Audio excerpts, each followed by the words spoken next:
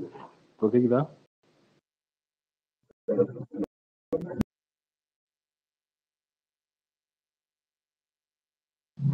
இந்த ஹோஸ்ட் இங்க மலையில மாட்டிட்டான், பழைய ஹோஸ்ட்.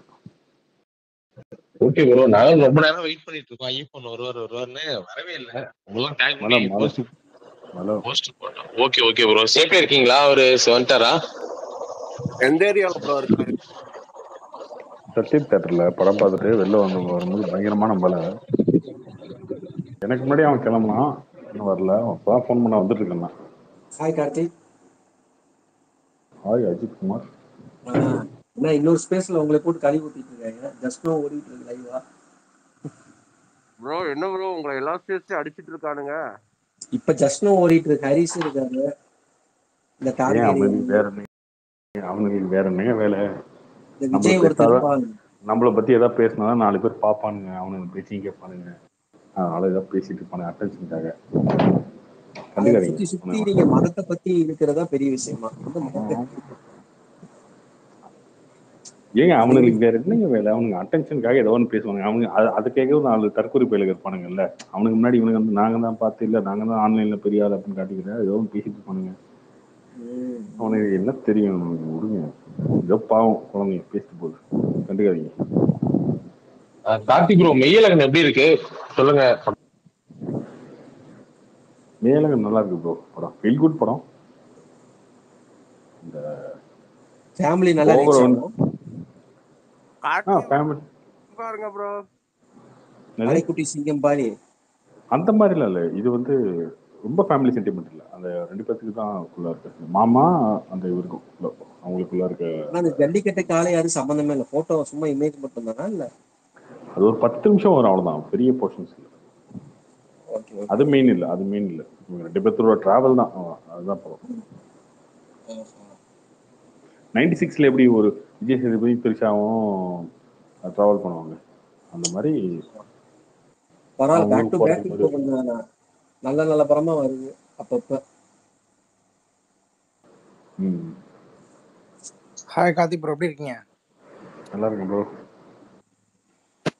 ப்ரோ டியூரேஷன் டைம் அதிகமாக இருக்குது. எதுவும் நடுவில் எதுவும் ஸ்லோவாக போதா இல்லை பரவாயில்லையா? அப்படி போதா? அந்த டியூரேஷன் கொஞ்சம் இருக்குதான் செய்யுது. 3 மணி நேரம் போது அது என்ன பெரிய படமா இருந்தாலும் 3 மணி நேரம் கொஞ்சம் லென்த் அதிகம் தான். அதே இப்போ வர டைரக்டர் புரிஞ்சிக்காம இருக்காங்க, தெரியல போட்டு தள்ளிடுறாங்க. 3 மணி நேரம் பெருசா தெரிஞ்சா எப்படி ஜென்ரலா?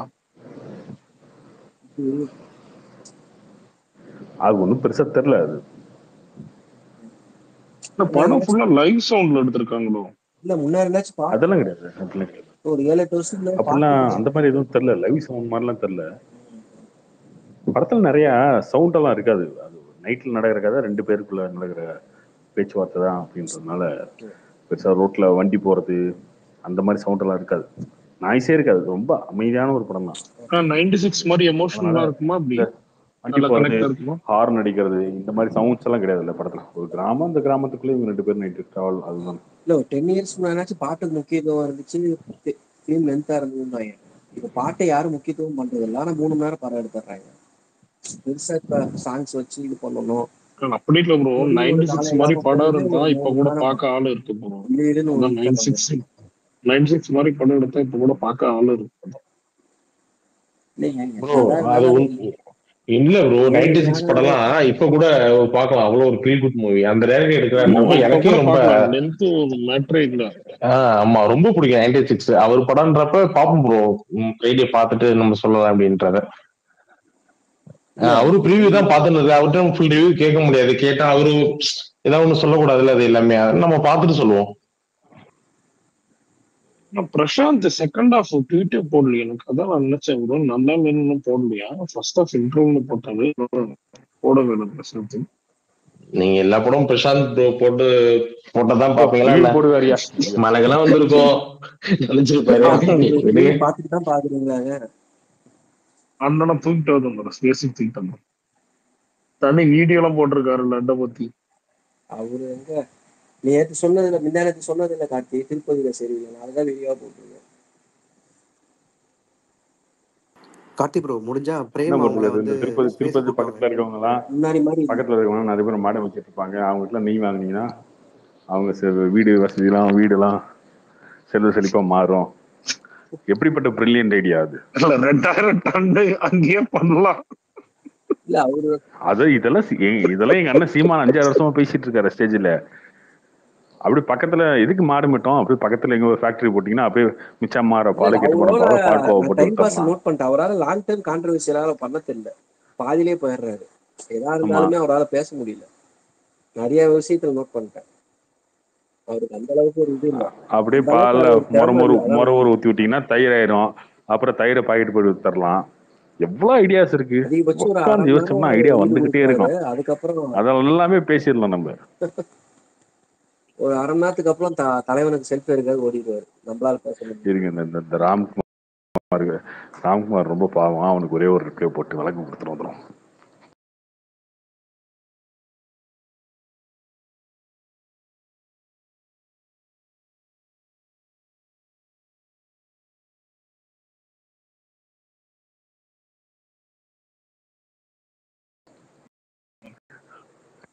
விஜய் ஃபேன் ராங்க.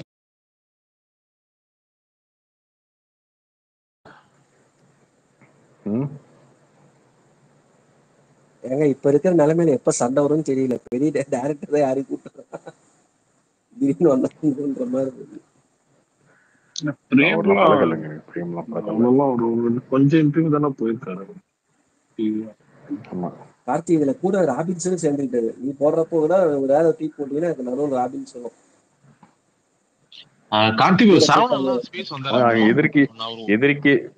எதிரி நண்பன்ற மாதிரி வந்துட வேண்டியதான். சரவணன் வந்தாரா?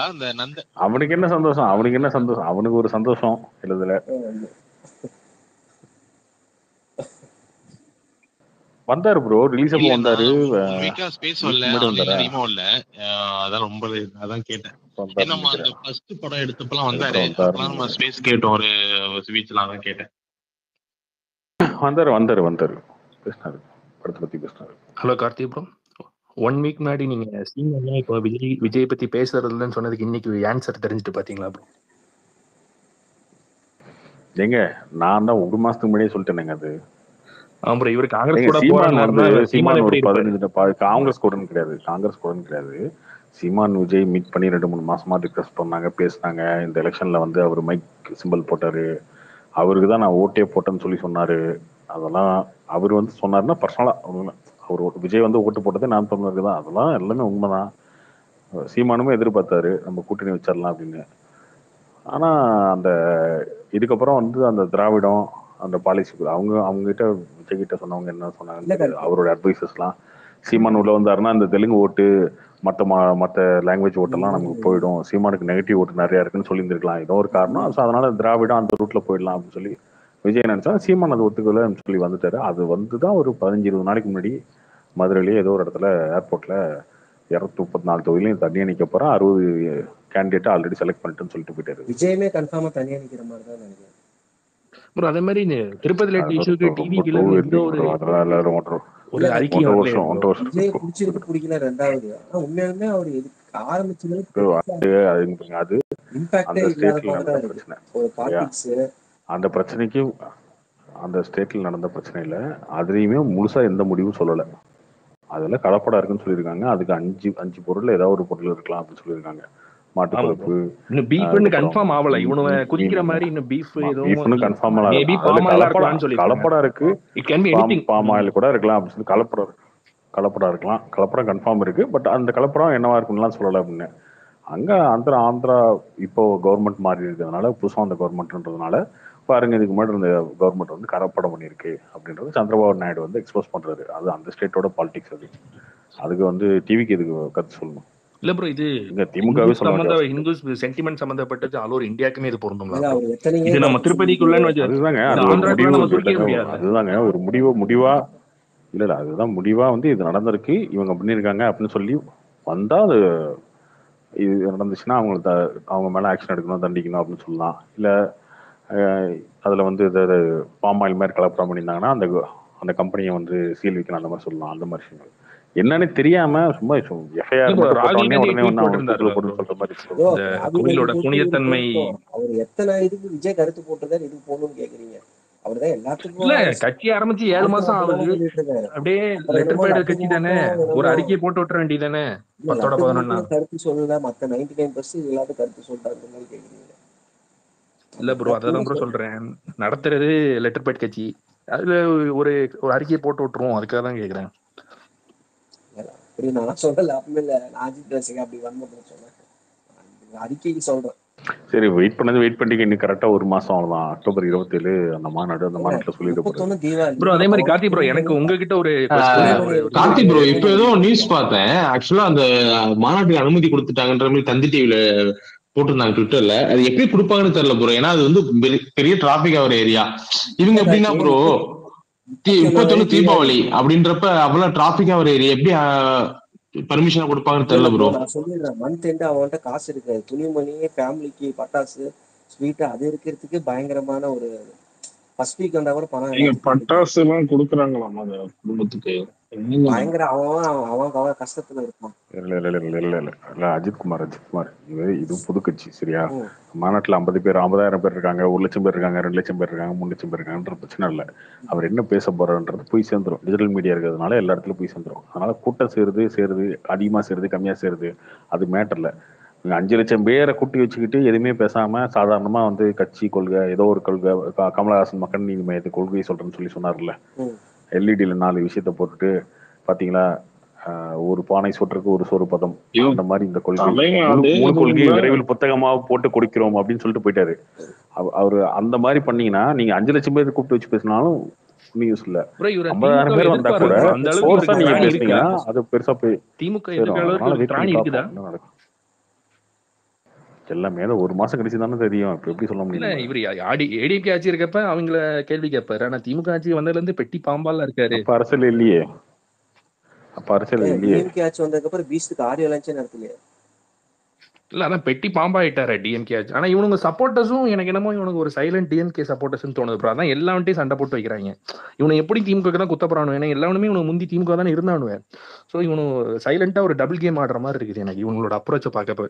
நீங்களும் நேற்று பேசிட்டு இருந்தீங்களா, அபியூஸ் பண்றாங்க, வரவும் போறான்லாம், என்னத்தை இவனும் சாதிக்க போறானு, எல்லாத்தையும் உங்களுக்கா யார் ஓட்டு போடுவா இவனுக்கு அப்படின்னு. ஓட்டு போடுறோம்னு நினைக்கிறவனும் மாத்தி விடுறாங்கிறப்ப இவனு டிஎம்கே ஸ்லீப்பர் செல்ஸா இருப்பாங்கன்னு தோணுது. நான் ஃபன்னியர் நோட் சொல்றேன் நான். ஏன்னா இவனு எல்லாருமே பழைய திமுக ஆட்கள் தானே. இப்ப நீங்க சொல்ற இந்த ராம்குமார் யாரா இருந்தாலுமே திமுக பிஜேபி ஜெயிச்சுன்னா அதுக்கு சப்போர்ட் பண்ண ஆட்கள் தானே எல்லாருமே. அவனை எங்க பிடிச்சு நோண்டிட்டே இருக்கீங்க எப்ப பார்த்தாலும் ப்ரோ. நான் வந்து பர்சனலா யாரையும் எனக்கு நான் புதுசு ப்ரோ, பட் நான் பொதுவா பார்த்தது சொல்றேன் ப்ரோ. பின் பாயிண்ட் பண்ணி சொல்லல, இன் ஜெனரலா சொல்றேன். பேசுறது கேட்கதான் செய்வாங்க. பிரசாந்தி நீங்க சொன்னார், நாங்க போன போட்டா ஐயோ ஒரு படம் பண்ணியானா வாழை சுத்திட்டு வந்து பண்ணி கொடுக்க போறாரு, எங்களுக்கு அதெல்லாம் ஒரு விஷயமா, அந்த மாதிரி நிறைய வார்த்தை விட்டுருவாரு அப்பப்போ. ப்ரோ அதே மாதிரி விஜய் ஃபேன்ஸ் உங்களை வந்து மோடி தோத்துட்டாரு, அண்ணாமலை தோத்துட்டாருன்னு உங்களை கார்னர் பண்றாங்களா? அப்ப 26ல அவங்க தோக்கப்ப நீங்க அவங்களை திரும்ப பதிலடி கொடுங்க ப்ரோ. எப்படி 210 சீட்டுக்கு டெபாசிட் வாங்க போறது கிடையாது இவனுவே. சோ நீங்க அப்போ 26 உங்க டைம் ப்ரோ, அடிச்சு ஆடுங்க. இப்போ எல்லாத்துக்கும் உங்களை ஒரு படத்துக்கு ஒரு கலெக்ஷன் பேசினா கூட இப்ப மட்டும்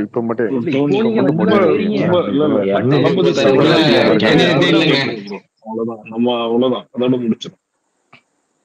இல்ல ப்ரோ அந்த மாதிரி ஏங்க இவனுங்களை மாதிரி சீப்பா என்னன்னு தெரியாம பேசிட்டு இருக்கு. இல்ல ப்ரோ, நீங்க என்ன பேசினாலும் அண்ணாமலை தோத்துட்டாரு, நீங்க அரசியல் பேச மாட்டேன்னு சொன்னீங்கன்னு உங்களுக்கு கமெண்ட் பண்ணாங்கல்ல, அவனுங்களுக்கு பேச தெரியாது. அதுக்கு சொல்றேன், நான் 26ல இவனும் தோப்பானும் இல்ல, அப்ப நீங்க வச்சுக்கீங்க தோல அந்த மாதிரி. நான் என்னங்க குழந்தையாங்க, 200 சீட்டுக்கு 200 சீட்டு டெபாசிட் வாங்குவாங்களான்னு இப்ப பெட்டு கட்டுங்க. அவனுக்கு தெரிஞ்சது அவ்வளவுதாங்க ப்ரோ. நீங்க டெபாசிட் அதெல்லாம் விடுங்க. ஒரு ஆரம்ப காலத்துல தனுஷ் எப்படி இருப்பாருன்னா குச்சி மாதிரி இருப்பாரு. அவரு வந்து எலும்புன்னு சொல்லி கிண்டல்லாம் அடிப்பாங்க ஆரம்பத்துல. ஃபர்ஸ்ட் சினிமா வந்த புதுசுல ரொம்ப குச்சி மாதிரி தான் இருப்பாரு. இப்ப தனுஷ் வந்து 37, 38 வயசு, 40 வயசு கிட்ட ஆக போகுது இல்ல. அவருடைய உடம்ப வந்து செம்மையா வச்சிருக்காரு. ட்ரிம்மா இன்னைக்கு காலேஜ் ஸ்டூடெண்ட் மாதிரி இருக்காரு தனுஷ். இன்னைக்கு அவர் எலும்புல தான் ஓட்டிட்டு இருப்பாங்க. ஏன்னா அவனுக்கு அதை தாண்டி ஓட்ட தெரியாது. என்னன்னா தனுஷ் வேற என்ன சொல்ல முடியும், வேற எதுவுமே சொல்ல தெரியாது அவனுக்கு. தனுஷ் என்ன சொல்லலாம், இத்தனையா அவர் உடம்புல இன்னைக்கு நார்மலா ஒரு காலேஜ் ஒரு 30 வயசு ஹீரோ இருக்கணுமோ அந்த அளவுக்கு அவரு அந்த மாதிரிதான் இருக்கிறாரு. மற்ற ஹீரோவோட பயங்கரமா உடம்பு மெயின்டைன் பண்றாரு. அவரால் ஆக்ஷன் பண்ண முடியுது, பயங்கரமா ஆக்ஷன் ஆ, பண்றாரு. ஆமா. ராயன் எல்லாம் என்ன மாதிரி இல்ல நான் பேசுறாரு, ரெகுலரா ஸ்பேஸ் கேட்பேன். அதெல்லாம் பண்ண முடியுது. அவரு நீங்க என்ன 10 பேசினாலும் பேர்த்த அவனு அடிச்சாலும் 10 பேர்த்த நீங்க என்ன பேசினாலும் அவனுக்கு 10 கடைக்கு போய் பேர்த்த நிக்கிற இடம் அடிச்சாலும் அண்ணாமலை தான். அண்ணாமலை நீங்க சொல்லி தோத்துட்டீங்கல்ல, அதனால நீ அரசியல் பேசக்கூடாதுன்னு நீங்க வேற என்ன தனுஷ் பேசினாலும் 10 அரசியல தான் பேர் உள்ள திருப்பாடுவேன். அதுக்காக தான் நான் உங்களுக்கு சொல்றேன் 26 இவனு மண்டக்கவை போறது உறுதி. அப்ப நீங்க வச்சு இப்ப வச்சு செய்யற மாதிரி 26ல இன்னும் நான் 10 பிளஸ் இருக்கேனா, வச்சு நீ செய்யுங்க. இருக்கனா, யார் 26ல நான் இருக்கேனா, நீ இருக்கனா, யார் இருக்கனா, அப்போ பார்த்தாதான் தெரியும். ஏன் அப்படி ப்ரோ இல்ல ப்ரோ ஒரு ஒரு ஒரு ஒரு ட்விட்டர் இருக்கா, ஃபாலோவரா உங்களை வந்து அவங்க யாருக்கா கார்னர் தெரியும். பண்றதை நான் பார்த்ததுனால உங்களுக்கு ஒரு ஐடியா கொடுக்குறேன் ப்ரோ. எடுத்துக்கிறது ஏத்துக்கிறது உங்க தனிப்பட்ட விருப்பம். என்னையா காரணம், எனக்கு ஒன்றும் புரியலையே. நீங்க பாரு, கமெண்ட் செக்ஷனை பார்க்க மாட்டேன் நான். சரியா, கமெண்ட் செக்ஷன் பார்க்கறது இல்லை. நீ ஏன் வந்து என்னன்னா நாட்டுக்குள்ள வடிவில் வந்து கையை விட்டு குத்துற மாதிரி குத்திட்டு உட்காந்துட்டு பார்த்தியில பின்னிட்டம்ல அப்படின்னு. உண்மையிலேயே எனக்கு நார்மலாக 2 லட்சம் 3 லட்சம் இம்ப்ரெஷன் வரும் ஒரு நாளைக்கு. இவனுக்கிட்ட வம்புழுத்தோம்னா 8 லட்சம் 10 லட்சம் வந்துடுது ஒரு நாளைக்கு. போன வாரம்லாம் அதிகமாக டபுள் மடங்கு காசு வந்துருச்சு. இந்த ட்விட்டர்ல இருந்து வரும்ல 2 வாரத்துக்கு ஒரு டைம் ப்ளூடிக் அக்கௌண்ட்டுக்கலாம் நார்மலாக வரதோட 2 மடங்கு வந்துருச்சு. போன அமௌண்ட் சொல்லுங்க ப்ரோ. 15 நாளைக்கு முன்னாடி. ஓகே ஓகே, அமௌண்ட் சொல்லுங்க ப்ரோ. அது சொன்னா அது சொன்னா வெளியில லீக் ஆயிடும். இல்ல ஏற்கனவே நம்ம அது சொல்லக்கூடாது. இல்ல அதுதான், அது சொல்லக்கூடாது. சம்பாதிக்கிறேன். சரியா, இப்ப இவனுகிட்ட வம்புழுக்கிறதுனால எனக்கு எந்த மைனஸும் கிடையாது. என்ன இவனுங்க வந்து இவனுக்கு திட்டுறதா நினைச்சு திட்டிகிட்டே இருப்பானுங்க. இவனுங்களுக்கு தான் அபியூசர்ஸ் பேர் வருமே தவிர நமக்கு ஒன்றும் பிரச்சனை கிடையாது. நம்ம பாட்டுக்கு ஜாலியா இருக்கலாம், நம்ம இம்ப்ரெஷன் ஏறிட்டே இருக்கும். இல்ல கார்த்தி, அஜித் ரஜினி ஃபேன்ஸ் நீங்க ட்ரோல் பண்ணி இது பண்ணும் போது யாரும் வந்து கேட்கல ஏன் ப்ரோ இப்படி பேசுனீங்க. ஆனா பேசும்போது உங்களை கேட்கறாங்க என்ன காரணமா? இல்ல அதான் ஐயோ எல்லாரும் நய பண்ணீங்க பேஸ்ல வந்து கெஞ்சிட்டு இல்ல. ஆனா என்னன்னா உங்ககிட்டயாவது வேலை இல்ல எல்லாரும் பண்ணீங்க, பேசல இவங்களும் பண்றாங்க. அவ்வளவுதான். சங்கட்ட மாதிரி இப்படி பேசாதீங்கன்னு யாரும் கேட்கல. அவங்க வந்து உங்களுக்கு விஜய் மாஃபியா நினைச்சுக்கிட்டாங்க. அதனால நீங்க பேசும்போது வந்து நாங்க ஃபேன்ஸ் இப்படி பேசாதீங்க கார்த்தி, சங்கட்டமா இருக்கு, உங்களை வேற மாதிரி நினைச்சிட்டாங்க. நீங்க விஜய் மாஃபியால ஒரு பெரிய ஆள் மாதிரி நீங்க விஜய்க்கு தான் ஃபுல் வேலை பாக்குறீங்கன்ற மாதிரி நினைச்சிட்டாங்க. அது இல்லைன்னா அவங்களால தாங்க முடியல. அது அஜித் ரஜினி அப்படி தாங்கிறதுக்குலாம் ஒண்ணும் கிடையாது. நான் இங்க பாருங்க, நான் வந்து தேவையில்லாம அவங்கள பத்தி அதை எழுக்கிறேன்னா பேசுறேன்னா, நேற்று அந்த நதீர் வந்தான்ல, எவ்வளவு தூரம் சொன்னேன் தம்பியாத்து வீடு 1/2 மணி நேரம் சொன்னேன். அந்த நாய் கட்டிச்சா திரும்ப திரும்ப இல்ல நீ சொல்லு அப்படின்னு இன்னொருத்தன் வந்து டக்குன்னு ஆரம்பிச்சான். சரி, அப்ப நான் எங்க அண்ணன் மன்னிப்பு கேட்டார், உங்க அண்ணன் என்ன பண்ணாரு ஆரம்பிச்சான். இது தேவையா? இது யார் பண்ணது? நான் சொன்னேன், எவ்வளவு தூரம் சொன்னேன் அந்த வீட்டுல, இது பேசாதரா, அதை விடுறா, அதை பேசாத வரேன், விட்டானுங்களா? இல்ல அப்புறம் அவன் வந்து சாணி தூக்கி மூஞ்சில் அடிச்சு அவன் பேசி அதுக்கப்புறம் கிண்டல் ஆகி அதை வந்து ரெக்கார்ட் பண்ணி போட்டு போலீஸ் கேஸ் ஆகும் தேவையாது ஸ்பேஸ்ல சொல்றாங்க. அதை அவர் மதத்தை வச்சுதான் அவர் சொல்றா போல இந்த அப்படின்றாரு. ஆமா, அதான் இன்னொரு பையன் வந்து கேட்டான்ல, அது இன்னொரு பையன் வந்து கேட்டான்ல. இப்ப இந்த இவன் வந்து ஒரு விஷயத்த பேசினான்ல, இப்போ சென்சிட்டிவான ஒரு விஷயம் இருக்கு, அதை பத்தி இவன் பேசுறான் அப்படின்னா அவனுக்கு ஒரு புரிதல் வேணா. ஏய் இது கிடையாது, இது மாதிரி பேசிட்டு இருக்க, அது தேவையில்லாம யாராவது சொல்லிட போறாங்க அப்படின்னு. அப்புறம் திரும்ப திரும்ப அவன் அதையே பேசிட்டு இருக்கான். அப்போ அவன் இன்டென்ஷன் என்ன? அவனுக்கு ஒரே இன்டென்ஷன் அதுதானே, வேற என்ன? நம்மள ட்ரிகர் பண்ணணும், பேச வைக்கணும், அதுதானே, வேற என்ன இருக்கு? அதை தாண்டி அவனை பத்திரம் விட்டு தொலைங்க. அவன்லாம் அட்டென்ஷனுக்காக பேசுறவனுங்க. நம்ம ராமச்சந்திரன் மாதிரி யாராவது நல்லவங்களோட டிராவல் பண்ணுவோம். இவர் பவன் போட்டதுக்கு அதுக்கப்புறம் நம்ம டிராவல் பண்ண வேண்டாம். ஏன்னா அவரு ரொம்ப எமோஷனலா அதை எடுத்துக்கிட்டாங்க. சரி ஓகே, இப்ப எப்படி அதுக்கப்புறம் பேசுறோம்னா அதோட விட்டுற வேண்டியதான் நான் நினைச்சிட்டேன்.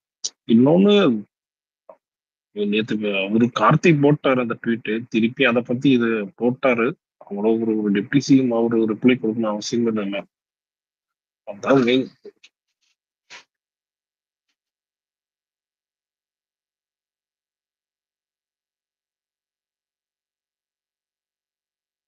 எவ்வளவு ஸ்கிரீன்ஸ் ரிலீஸ் ஆகுது? விஎல்என் தேவாரவர்ல ரிலீஸ் ஆகுது. மேல அதிகமா ரிலீஸ் ஆகும். அதுக்கடுத்து அதுல இருந்து ஒரு 100 தியேட்டர் 150 தியேட்டர் கம்மியா தேவாரா ரிலீஸ் ஆகும். அதுல இருந்து ஒரு 100-150 கம்மியா ஹிட்லர் ரிலீஸ் ஆகும். கார்த்திக், நீங்க மெயின் ஸ்கிரீன்லயா அது பிரீமியர் பண்ணாங்க? ஆமா சத்தியம் மெயின் ஸ்கிரீன்ல தான். அண்ணா வந்திருந்தாரா? அண்ணனும் வந்திருப்பா. அப்படி இதை போட்டிருக்கா, அப்படி ட்வீட்ல நல்லா இருக்கு, மெய்யழகன் பேரழகன் அப்படி இப்படிலாம் போட்டிருக்கா. ஆமா, நம்ம அண்ணன் தான், வேற யாரு? யாரையாச்சும் செலிபிரிட்டி எல்லாம் பாத்தீங்களா? கார்த்தி வந்திருந்தாரு. ப்ரோ ப்ரோ அது எப்படி ப்ரோ ஆக்சுவலா இப்போ ஈஸியா திருச்சி ஏரியாலலாம் தேவரா ஸ்கிரீன் கொடுத்துருக்காங்க ப்ரோ. மெய்யழகன் வந்து இப்போ வரையும் பெரிய ஸ்கிரீன் எதுவும் கொடுக்கல, சின்ன ஸ்கிரீன் தான் கொடுத்துருக்காங்க. 2 தேட்டர் தான். பட் தேவரா நிறைய தேட்டர்ல புக்கிங் ஓபன் பண்ணிட்டாங்க ப்ரோ. மேபி செக் பண்ணி பாருங்க, தேவரா தான் அதிகமா இருக்குமா. நாளைக்கு பண்ணுவோம். எனக்கே தெரியுது இல்ல ப்ரோ. ஒரு மெய்யலகம் தான் இல்ல மெய்யலகம் தான் அதிகமா இருக்கும். ஒரு சில ஊர்ல அந்த மாதிரி இருக்கும், டிவைட் பண்ணி போடுவாங்க. ப்ரோ அது மாரி இப்போ என்னன்னா ஒரே ஒரு எப்படின்னா இந்த லப்பருக்கு வந்து நல்ல ரிவ்யூ போகுது ப்ரோ, நல்ல சூப்பரா படம் பார்த்துட்டேன். பட் இந்த ராங் அண்ட் டைம்ல படம் ரிலீஸ் ஆயிட்டும் ஒரு ஃபீல் ஆகுது ப்ரோ. அப்படி ஒரு சூப்பரான கண்டென்ட் படம், அந்த பாட்டுக்கும் அவ்வளவு சூப்பரா இருக்கு தியேட்டர்ல பாக்குறப்ப. அது வந்து என்ன பிரச்சனைனா ஹாட் ஸ்டார்ல வித்துட்டாங்க அந்த படத்தை. ஹாட் ஸ்டார் வந்து செப்டம்பர் இந்த டேட்ல செப்டம்பர் ரிலீஸ் பண்ணாதான் அக்டோபருக்கு அவங்க இந்த படத்தை ப்ரீமியர் பண்ணுவாங்க. 4 வாரம் கழிச்சு அது போடுறதுக்கு அக்டோபர்ல பிளான் போடுறாங்க, செப்டம்பர்ல ரிலீஸ் பண்ணி ஆகணும். ரிலீஸ் பண்ணா நாங்கள் வாங்கிக்கிறோம் அப்படின்ட்டாங்க. ஸோ அது பெரிய பட்ஜெட் ஹாட் ஸ்டார்ல அவங்களுக்கு ரெக்கவர் ஆகுறது. ஸோ கிட்டத்தட்ட ஆல்மோஸ்ட் அந்த படத்தோட பட்ஜெட்னு வச்சுக்கோங்களேன். அந்த படத்தோட பட்ஜெட்டே ஹாட் ஸ்டார்ல வந்துடும், இல்லை அதுக்கு மேலேயும் கூட வந்துடும். ஸோ ஹாட் ஸ்டார் வந்து செப்டம்பர் ரிலீஸ் பண்ணி ஆகணுன்றான். September 5 court, September 27 Meiyazhagan, Devara 2 படம் இருக்கு. ஸோ இது நடுவில் இருக்க டேட்னு 20 பண்ணியே ஆகணுன்ற மாதிரி கட்டாயம் ஆயிடுச்சு. ஆனால் அந்த 20மே பார்த்தீங்கன்னா ஆதி படமும் வந்துருச்சு, நந்தன் வந்துருச்சு, இன்னொரு படம் ஏதோ ஒன்று இந்த வந்துச்சு, கோழி பண்ணை செல்லதுரை இவரு சீனிவாசன் படம் வந்துட்டு கோழி பண்ணி வந்துருச்சு, கோட் ஓடிட்டு இருந்தது. இந்த சிக்கல்லாம் இருந்துச்சு. அவங்களால டேட்டை மாற்ற முடியல, ஏன்னா ஹாட் ஸ்டாரோட டீல் படி செப்டம்பர்ல படத்தை ரிலீஸ் பண்ணோம். மாற்றி 27க்கு போக முடியாது. அந்த பக்கம் போனால் அக்டோபர்ல வேட்டையன் இருக்கு. ஸோ வேற வழி இல்லாமல் ரிலீஸ் பண்ணாங்க. பட் அதை தாண்டியுமே நல்லா பர்ஃபார்ம் பண்ணது அந்த படம். நல்லா இன்னைக்கு நேற்றுலாம் நல்லாவே இன்க்ரீஸ் ஆயிடுச்சு. எல்லாம் மெயின் ஸ்கிரீனுக்கு மாற்றிட்டாங்க. 4 ஷோ பண்ணிட்டாங்க. சூப்பராக தான் போகுது ப்ரோ. நல்லா இருக்கு ப்ரோ. நேத்தி தான் படம் பார்த்தா ஹவுஸ்ஃபுல் ப்ரோ, நேத்தி ஈவினிங் ஷோ.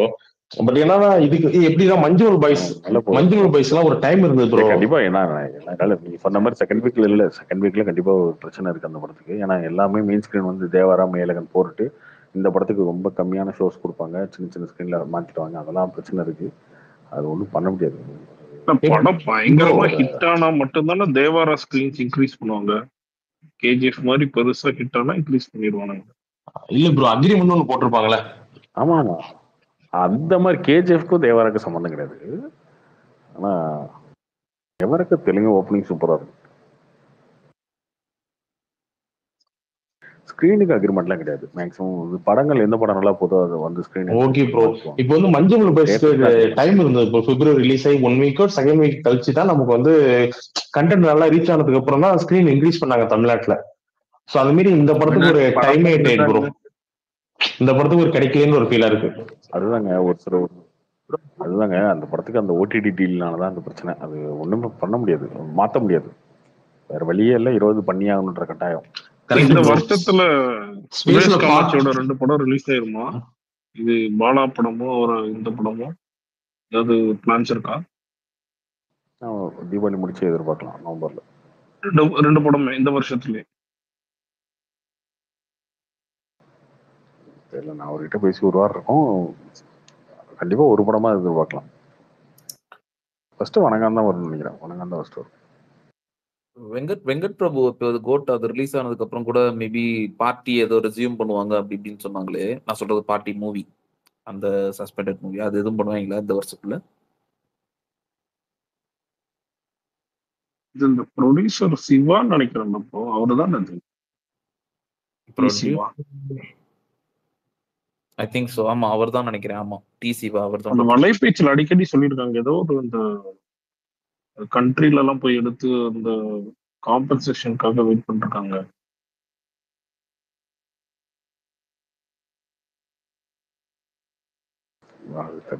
முன்னாடி பழைய கதை பல டைம் சொல்லியாச்சு. இந்த ரிபேட் வரணும் அந்த ஊர்ல இருந்து. கார்த்தி ப்ரோ, உங்க படம் பிளட்டி பர்கர் முன்னே என்ன படம் ப்ரோ டிஸ்ட்ரிபியூட் பண்றது? அடுத்த அந்த படம் தான் பிளட்டி பர்கர். Okay bro.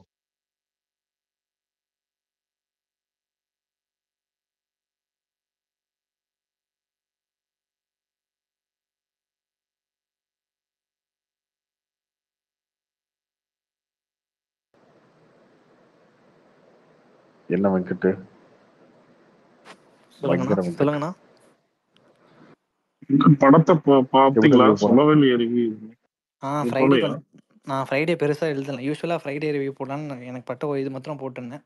நிறைய அழகான மொமெண்ட்ஸ் இருந்துச்சு படத்தில். ஸோ நிறைய இடத்துல எனக்கு 96 மாதிரி ஒரு 96ஓட பிளஸ்ஸான கம்பேர் பண்ண மூமெண்ட்லாம் முடியாது. இருக்கா? அது வந்து இல்ல வந்து இல்ல ஐ மீன் அந்த எமோஷனல் அந்த ஸ்கிரீன் பிளே அந்த கலர் இது இது அது மாதிரி கேட்கறேன். மோர் லைக் ஒரு ஃபேமிலி ட்ராமா மாதிரி வச்சுக்கோங்களேன்.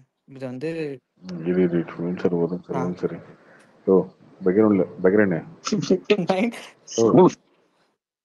ஓ நான் 96ல ஒரு 30-40 டைம் பார்த்துட்டேன். ஐயோ அது அவருக்காக இரியா இரியா உங்க ஊர்ல ரிலீஸ் ஆகுதா இல்லையா படம்?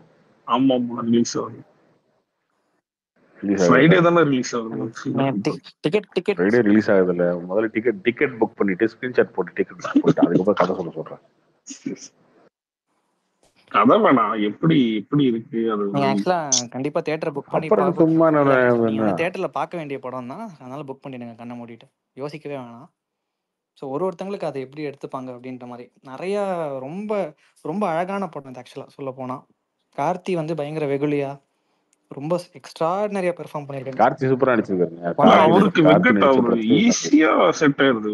ஈஸியானா அவர் கஷ்டப்பட்டு தான் நடிச்சிருப்பாரு. அவருக்கு அக்செப்ட் பண்ற மாதிரி இருக்கு இவருக்கு பண்ணாவே. ஃபர்ஸ்ட் சீன் ட்ரெய்லர் ஷாட்லயே வந்திருக்கும். அங்க ஆரம்பிச்சு கிளைமேக்ஸ் போர்ஷன் வரும்போது இருக்கிற மாதிரி எக்ஸ்ட்ராடினரி பெர்ஃபார்மன்ஸ் கார்த்தி. நிறைய இடத்துல வந்து ராஜ்கிரண் டைலாக் போர்ஷன்ஸ் வரும்போது நிறைய தடவை என்ன அறியாமே அழுதேன். டக்கு டக்குன்னு கண்ணில் தண்ணி வந்துச்சு. ரொம்ப அழகான படம் இது. வந்து கமர்ஷியலா அது இதுலாம் எனக்கு சொல்ல தெரியல. பட் நிறைய அழகான மொமெண்ட்ஸ் இருக்கு படத்துல. கண்டிப்பா நீங்க போய் பார்க்கலாம். ஏமாற்றவே பண்ணாது. சில பேருக்கு நிறைய குறைகள்லாம் உங்களுக்கு பர்சனலாக ஃபீல் ஆகலாம். பட் ஆனால் படமாக பார்த்தீங்கன்னா ரொம்ப அழகான படம். ரொம்ப ஒரு போயம் மாதிரி அழகான படமாக இருக்கும். அரவிந்த் சாமி அவர் இப்படி அவர் சூப்பராக பண்ணியிருப்பாரு. But Karthi extraordinary. எனக்கு 2 விஷயம். ஒன்று வந்து 96 டேரக்டர் கிட்டேன்னு வரும்போதுங்கிறது 96 படம் வரும்போது நான் துள்ளி வச்சுட்டு இருந்தேன். ஆடியோ லைக் ஆல்பம்லாம் கேட்டுட்டு. இந்த படம் வந்து 96 மாதிரி எதிர்பார்த்து போக வேணாம். இது மோர் லைக் அந்த டைட்டில் கேப்டா இப்படி ஒருத்தர் இருந்துட முடியுமா, நம்ம அப்படி இருக்க முடியுமா அப்படின்ற மாதிரி யோசிக்க வைக்கிற படம். வாழ்க்கையே ஒரு மாதிரி அழகாக பார்க்க வைக்கும். எல்லாரும் சமந்தான், ஆடு மாடு மனுஷங்க எல்லாரும் சமந்தான், இப்படி ஒருத்தர் இருந்துருவானா, அவனை நான் மீட் பண்ணுவேனா, அந்த மாதிரி சொல்கிற விஷயம். நீங்கள் உங்களையே ஒரு பர்சனலாக எக்ஸ்ப்ளோர் பண்ணிப்பீங்கன்னு வச்சுக்கோங்களேன். அண்ட் ரொம்ப முக்கியமாக படம் பார்த்துட்டு ஃப்ரைடே நைட் வந்து சீன்ஸ் பற்றி பேசலாம். எதுவும் சொல்லலை. ஸோ ஃபஸ்ட் ஹாஃப்லேயும் செகண்ட் ஹாஃப்லேயும் ஒரு சூப்பரான ஒரு கனெக்ட் இருக்கும். அது நோட்டிசபிளாக இருக்கா இல்லையா அதை நான் ட்வீட்டாக போடல. பட் டிஸ்கஸாக பண்ணலாம், ஸ்பாய்லர் ஆயிரும் அப்படிங்கிறதுனால. ஸோ எனக்கு பர்சனலாக வந்து நான் ஒரு கிரேட் ஃபிலிம் எக்ஸ்பெக்ட் பண்ணேன். எனக்கு அதுவாக இல்லை. நான் 96 பார்த்து அந்த மாதிரி தான் எக்ஸ்பெக்ட் பண்ணிட்டு போனேன். But it was very different from what I expected. But still very satisfying experience எனக்கு. நான் நினச்சது எனக்கு கிடைக்கல. பட் ஆனால் ஒரு நல்ல நிறைவான படம் கிடச்சிச்சு. டிஃப்ரெண்டாக கிரேட்னஸ் கிடச்சிச்சு போல. நான் கிரேட் அந்த மாதிரி அதுதான் ப்ரோ. நம்ம ஒன்று எதிர்பார்த்து போகிறோம். ஆனால் அவங்க வந்து தலையில் கொட்டி இது நல்ல படம், இதை பார்த்துட்டு போ, வாய் பேசாத, அந்த மாதிரி இருந்துச்சு. நம்ம பார்க்குற படத்தெல்லாம் தாண்டி இது ஒரு நல்ல படம் ப்ரோ. ஆக்சுவலாக கண்டிப்பாக பார்க்கலாம். புக் பண்ணிட்டேன். ஆமாம், நான் கொஞ்சம் ஓவராக பேசுகிறேன் அப்படி இப்படிலாம் இருந்துச்சுன்னா திட்டுங்க, அதை நானும் கரெக்ட் பண்ணிக்கிறேன். பட் எனக்கும் நிறைய குறைகள் தான் இருக்குது. பட் அதை தாண்டி இது நல்ல படம் தான். இல்ல ரொம்ப நீங்க இல்லை நான் அதான் சொல்கிறேன்ல, இது இந்த படத்தில் நிறைய குறைகள் எல்லாமே இருக்கும். ஒருத்தங்களுக்கு ஒரு மாதிரி பார்ப்பாங்க. பட் ஆனால் இவ்வளோ பியூரஸ்டா ஒன்னத்தை கொடுத்துருவோம். ஆக்சுவலி 96ல குறைன்னு பாக்குறவங்க இதுல பார்க்கலாம். எனக்குலாம் 96ல குறையே தெரியல. அது ஒரு ஜர்னி மாதிரி அப்படியே போயிடும். பார்க்கும்போது நான் சொல்றதை மேபி யோசிச்சு பார்த்துவீங்க. 96 இதோட கம்பேர் பண்ண இல்ல அந்த ஸ்கிரீன் பிளே சொல்றேன் ப்ரோ. நீங்க என்ன சொல்றாங்க, ஸ்கிரீன் பிளே ஃப்ளோவா உங்களுக்கு கூட்டிட்டு போயிடும். உங்களுக்கு தெரியாது. இது வந்து ஒரு மிக்சட் பேக் ஆஃப் எமோஷன்ஸ் மாதிரி தான் இருக்கும். சில பேருக்கு பெருசா ஒர்க் ஆகும், சில பேருக்கு வந்து இது கொஞ்சம் ட்ரிம் பண்ணிருக்கலாமோ, இன்னும் கொஞ்சம் நல்லா வந்திருக்குமோ அப்படின்ற மாதிரி தோணும். பட் எண்ட் ஆஃப் த டே நீங்க வெளில போகும்போது ஒரு நல்ல படம் பார்த்து திருப்தி கொடுக்கும். ப்ரோ அவங்க ரிலேஷன்ஷிப் பத்தி சொல்லுங்க. ஃப்ரெண்டா மாமா மாதிரி அப்படி? ஆமா, நீங்க 190 ரூபா கொடுக்குற காசுக்கு எல்லாத்தையும் தூக்கி இப்போ கொடுத்துட்டாங்கன்னா அப்ப நீங்க அப்படியே வீட்லயே உட்காந்துருவீங்க, டெலிகிராம்ல டவுன்லோட் பண்ணி போய் பாருங்க. அத்தானா ஊர் தஞ்சாவூர் சைட்லாம் சொல்றது மாமாவை தான் அத்தான்னு சொல்லுவாங்க. அக்கா ஹஸ்பண்ட் எல்லாம் சொல்லுவாங்க. மாமா தான். ஓகே ப்ரோ, நான் ஃப்ரெண்ட் அக்கா புருஷன். Okay okay bro. அவ்வளவுதான் ப்ரோ. இல்ல அதுதான் அந்த மெய் அழகன்ற அழகை வந்து கடைசி நிமிஷம் வரைக்கும் ஹோல்ட் பண்ணுவாங்க. அதனால நீங்க எதுவுமே இப்படி இருக்கா அப்படி இருக்கா, எனக்கு நிறைய பேசணும்னு தோணுது. பட் ஆனால் எதனா பேசினா ஸ்பாய்லர் ஆயிரும். ரிலீஸுக்கு அப்புறம் பேசினா பெட்டரா இருக்கும். அதனால தான் நான் போடும் போது ஒரு 2 லைன் மாத்திரம் போட்டுட்டு வெள்ளிக்கிழமை பெருசா எழுதிக்கலாம் கண்டிப்பா டிசப்பாயிண்ட் பண்ணாது. ஒரு கிரேட்டர் ஃபிலிமா அப்படிங்கிறது ஒருத்தவங்களோட பர்சனல் கனெக்ட் தான். அண்ட் ஒரு விஷயம் இந்த பேர் வந்து மறக்காம சொல்லி ஆகணும். பிரேம்குமார் தாண்டி கோவிந்த் வசந்தா எக்ஸ்ட்ராடினரி ஒர்க். இவங்க அவ்வளோ அழகா நடிக்கிறதுக்கு ஈக்குவலா வந்து அவர் என்ன ஆக்சுவலி இவரோட சேரும் போது மட்டும் பயங்கரமா போட்டுறாரு. உரியடி கூட இவரு தான் ஆக்சுவலி கோவிந்த் வசந்தா. கோவிந்த் வசந்தா வந்து நீங்க பொன்மகள் வந்தால கூட வாட்ச் எல்லோன்னு பாட்டு ஆக்சுவலி கேரளால ஒரு தைக்குடம் புரிட்ஜ்னு ஒரு கேங் வச்சிருந்தாரு. ஐ மீன் ஒரு இது மாதிரி கேட்டிருக்கீங்களா தெரியல. அதோட ட்ரூப்பிங் எல்லாம் வந்திருக்காங்க, ரொம்ப ஃபேமஸ். ஆனா அது வந்து ஒரு ரக்கடான ஒரு பார்ட்ஸ் எல்லாம் போடுவாங்க. ஆனா இவரோட சேரும் போது எப்படி டியூன் போடுறாரு தெரியல. அப்படி இல்லை, நீங்க நிறைய அவர் எக்ஸ்ப்ளோர் பண்ணலாம்னு நினைக்கிறேன். அவர் வந்து உரியடி அது பார்ட் 2, பொன்மகள் வந்தால் வாட்ச் எல்லாம் ஒரு பாட்டு இருக்கும், அது போய் கேட்டு பாருங்க. அவர் பண்ண படங்கள் எல்லாமே வந்து நல்ல படங்கள். இப்போ வந்து ப்ளூ ஸ்டார் கூட அவர் தான் பண்ணியிருக்காரு. அதுலலாம் ஏதோ 1-2 பாட்டு 96ல எல்லாமே இருக்கும், கரெக்டா இருக்கும். உங்களுக்கு ப்ரோ அந்த ஜெய் படம் நடிச்சிருப்பார்ல ப்ரோ, அந்த ஆக்சிடென்ட் ஆகணும் பஸ், அந்த படமும் அவதான் நினைக்கிறேன். இல்ல அது சி சத்யம். Okay okay sir. இன்னொன்னு நீங்க சொல்றீங்கல்ல, இப்போ வந்து அந்த படம் டிமாண்ட் பண்ணோம்ல அந்த மாதிரி மியூசிக். ஸோ நீங்க 96 கொடுக்கும்போது அது நல்ல ட்ராமா, அதுக்கு அவ்வளோ ஸ்கோப் இருந்துச்சு. ஸோ இந்த படம் ஒருத்தவங்களுக்கு ஒரு மாதிரி கன்சீவ் பண்ணியிருப்பாங்க. பட் கண்டிப்பாக ஒரு தப்பான படம் கிடையாது. கண்டிப்பாக தியேட்டரில் போய் பாருங்கன்னு சொல்கிற அளவுக்கு படம் தான். அது எக்ஸ்ட்ராடினரியா கிரேட்டா அப்படிங்கிறதுலாம் அவங்களோட கனெக்டை பொறுத்து. ஒரு மினிமமாக சொன்னால் ஒரு கண்டிப்பாக சாட்டிஸ்ஃபேக்டரி எக்ஸ்பீரியன்ஸ் கொடுக்கும். தியேட்டரில் போய் பார்க்கலாம். ஸோ அதுக்கு மேலே எல்லாமே ஃப்ரைடே மேலே பேசிக்கலாம். அண்ட் அந்த ஒரு ஃபோன் கால் பேஸ் பண்ணி தான் சொல்லணுன்னு இருந்தேன். அது எப்படி அழகாக எழுதியிருக்காங்க அப்படின்னு சொல்லி. செகண்ட் ஹாஃபில் வர ஃபோன் காலும் ஃபர்ஸ்ட் ஹாஃபில் வர ஃபோன் காலும்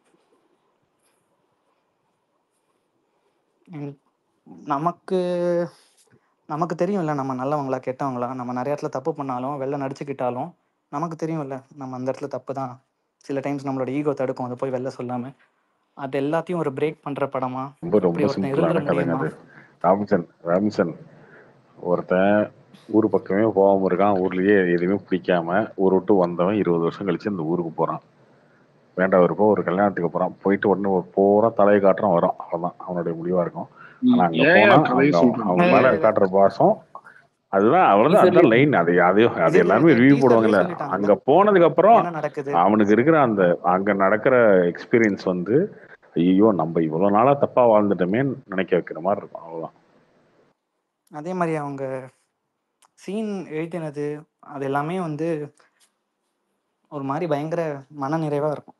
குறைகள் அதெல்லாம் இருக்கதான் செய்யும், பட் அதை தாண்டி தேர்ஸ்டே மட்டும் ரிலீஸ் ஆயிடுச்சுன்னா நான் காலையில ஓடிடுவேன், ஆபீஸ்ல கல்வி இப்படி தூக்கி போட்டு ஓடிடுவேன். என்ன பண்றது? நீங்க அதே மாதிரி இந்த படத்தோட ஆல்பமும் கேட்டுட்டு போங்க. அந்த கமல் சார் பாடியிருப்பாங்கல்ல, அது இந்த சைமா அவார்ட்ஸில் இப்போ பேசும்போது இந்த Sean Roldan Good Night award வாங்குவார். பெஸ்ட் சிங்கர் உங்களுக்கு யார் ஃபேவரட்னு கேட்கும்போது அவர் ஸ்டேஜில் வந்து கமல்ஹாசன் அப்படின்னு சொல்லியிருப்பார். அவர் ஏன் சொன்னாருங்கிறத அந்த பாட்டு நிறைய வாட்டி கேட்டிருக்கேன். பட் ஸ்க்ரீன்ல இது மாதிரி படம்லாம் நல்லா ஓடும். ஆக்சுவலி வெள்ளப்பர் வந்து ஓடுற மாதிரி இது நல்லா ஓடும். 96 நல்ல கலெக்ஷன் வந்தாதான் இது மாதிரி பண்ணுவாங்க. அது வந்து பஹ்ரைன்ல இருக்கிறவங்கள மாதிரி ஆட்கையில தான் இருக்கு. என் பேஜை கேட்டு 96 பயங்கரமா ஒரு ஃபர்ஸ்ட் வீக் ரிலீஸ் ஆகல, அப்புறம் தான் ரிலீஸ் ஆச்சு. வேர்ட் ஆஃப் த மவுத்ல ஃபுல் நிறைய தியேட்டர்ஸ் போட்டாங்க. கரெக்ட். பட் ஆனா நீங்க 96 வந்து மனசுல நினைச்சிட்டு இது பார்க்காதீங்க. இது ஒரு லவ் ஸ்டோரி. வெங்கட் அப்படி இல்ல, ஒரு லைவ் எக்ஸாம்பிள் சொல்லலாம். 96 பார்த்து எங்க அக்கா வீட்டுல எல்லாம் பெரிய பிரச்சனையே வந்துருச்சு. எங்க மாமா திடீர்னு ஒரு குரூப் எல்லாம் அவங்க குடும்பத்துல சொல்றது கேளுங்க. அவங்க ஆரம்பிச்சு எங்க மாமா வந்து ஸ்கூல் குரூப்லாம் ஆரம்பிச்சு எங்க அக்காவும் பெரிய இஷ்யூ ஆகுது. அப்புறம் என்ன அடி பண்ணிட்டாங்க, நீ தாண்டா வந்து ஓடிடில பாடுறான்னு சொல்லி. அதான் எனக்கு என்ன சொல்லணும்னா, அது வந்து என்னிடையே வந்து அந்த ஒரு லவ் பர்சனல் கனெக்ட் அந்த மாதிரி இருக்கும். இதுவும் பர்சனல் கனெக்ட் நிறையா இருக்கும். பட் அதை தாண்டி இது வந்து ஹியூமன் எமோஷன்ஸ் அழகாக வேல்யூ பண்ணி அதை ஷோகேஸ் பண்ணி அதை எடுத்து படத்தில் திரையில காமிக்கும் போது சரி இது எவ்வளோ அழகாக இருக்குல்ல, அந்த மாதிரி நம்மளை யோசிக்க வைக்கும். குட்டி குட்டி சொன்னாரு வெங்கட், அவர் இன்டர்வியூ எல்லாமே பார்த்துட்டேன். அவர் சொன்னாரு இந்த சீன் எடுக்கும் போது யூஸ்வலா எடுக்கும்போது ஒரு சீன் இருக்கும், நிறைய டெக்னீஷியன்ஸ்லாம் இருப்பாங்களாமா. இதுல வந்து மினிமலான டெக்னீஷியன் ஒரே ஒரு கேமராமேன், ஒரே ஒருத்தன், மேக்ஸிமம் 5-6 பீப்புள் தான் இருப்பாங்க. அவ்வளவுதான். இது எல்லாத்தையும் அனுப்பிச்சு விட்டுருவாரு. அப்படிதான் கேப்சர் பண்ணாரு இந்த படத்துல.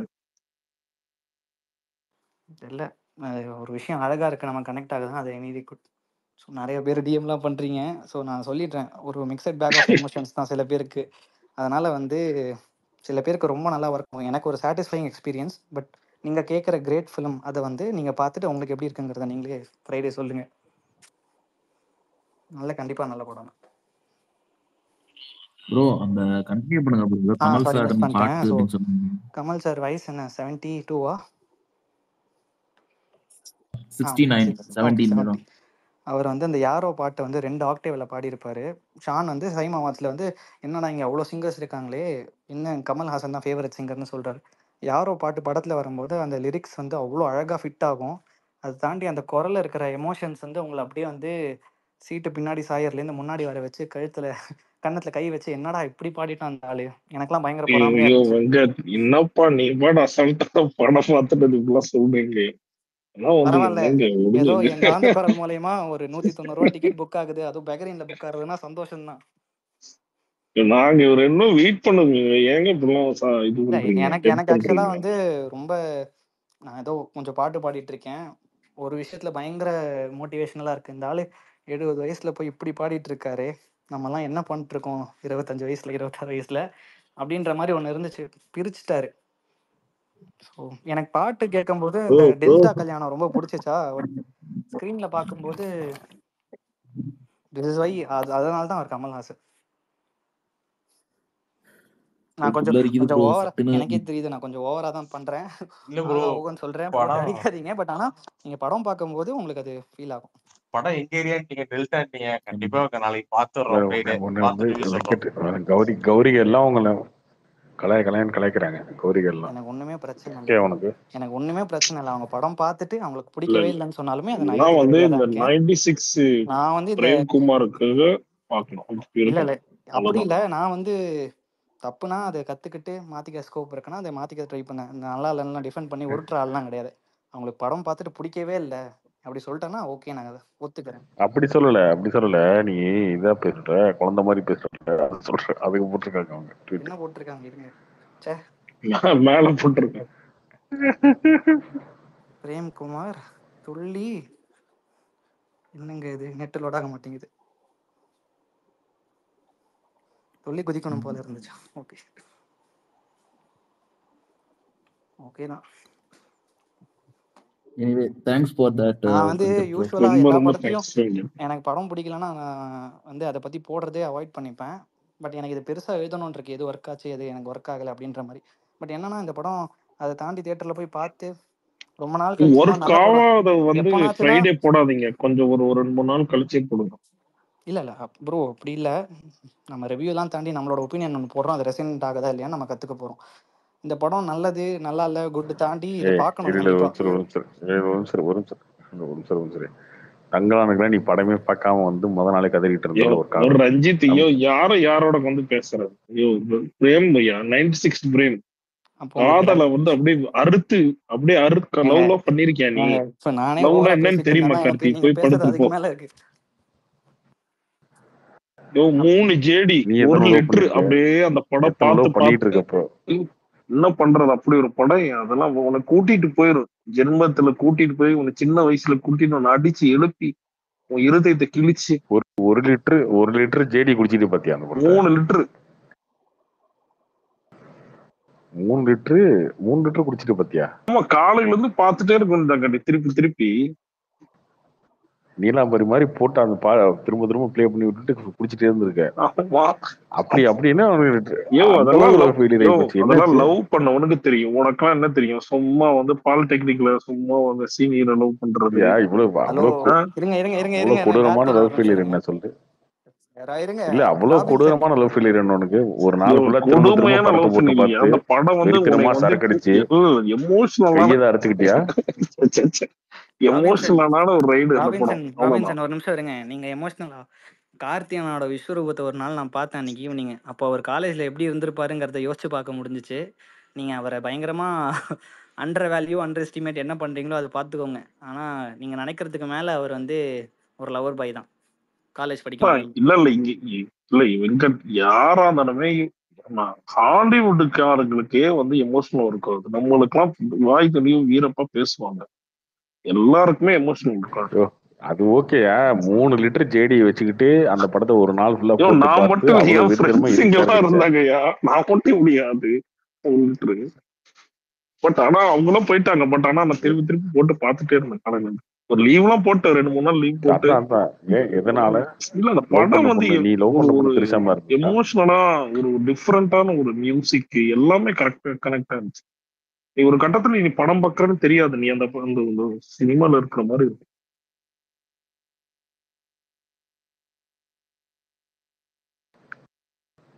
எத்தனை லோ ஃபீல் இருக்கு உனக்கு? சரி அமர காதல் இருக்கிறவங்களும் ஒன்னே ஒண்ணுதான். நீ என்ன பேசிட்டு இருக்கிற? இந்த படத்துல எத்தனை காதல் விஜய் சேதுபதிக்கு? இல்ல 2-3 காதல கட்டுறாங்க, அவங்களுக்கு தான் கரெக்டா இருக்கும். அப்போ உனக்கு ஒரே ஒரு லவ், அதுவும் ஃபெயிலியர் அதுதானே?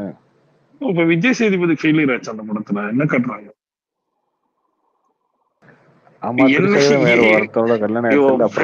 நல்லா பேசிட்டு இருந்தாரு. என் பக்கம் திருப்பாத தயவு செய்து. நான் எப்போனாச்சும் தான் எனக்கு படம் பிடிச்சிச்சு, நான் நிறையா வருஷத்தில் படம் பார்ப்போம். எனக்கு பெருசாக ஒர்க் ஆகலைன்னா நான் அப்படியே அப்ஸ்காண்ட் ஆயிடுவேன். இது வந்து சொல்லணும்னு தோணுச்சு, அதனால வந்து பேசலாம் அப்படின்னு. எனக்கு லப்பர் பந்து வந்து பயங்கர கமர்ஷியல் ஃப்ரெண்டில் எவ்வளோக்கு எவ்வளோ வந்து பயங்கரமாக ரசித்து விசில் அடித்து என்ஜாய் பண்ணுற கேட்டகரி படமாக இருந்துச்சோ, இது வந்து ஒரு நல்ல சினிமா, நல்ல மெய்யான ஒரு சினிமா. ஸோ அதனால் இதுக்கும் ஒரு செட் ஆஃப் ஆடியன்ஸ் இருக்காங்கன்னு நம்புகிறேன். இப்போ நீங்கள்லாம் போய் பாருங்கள், பார்த்துட்டு சொல்லுங்கள். அதே மாதிரி எப்போனாச்சும் தான் அந்த மாதிரி படம் வரும், ஆத்மார்த்தமாக கொஞ்சம் நல்ல நிறைவான காட்சிகளோடலாம் வச்சு. அதனால் இந்த மாதிரி படத்தை சப்போர்ட் பண்ணும்போது இந்த மாதிரி நிறையா நல்ல படம் வரும். அத்திப்பூத்த மாதிரி இது மாதிரி எப்பயாவது தான் வரும், அதை நம்ம பார்த்து கொண்டாட வேண்டும். இதில் ஃபைட்டு கிடையாது, டமால் டுமில் அடிதடி எதுவுமே கிடையாது. அது அப்படியும் சொல்கிறேன், ஒரு மாஸ் ஹீரோ. இதில் ஃபைட்டு கிடையாது, அடிதடி கிடையாது.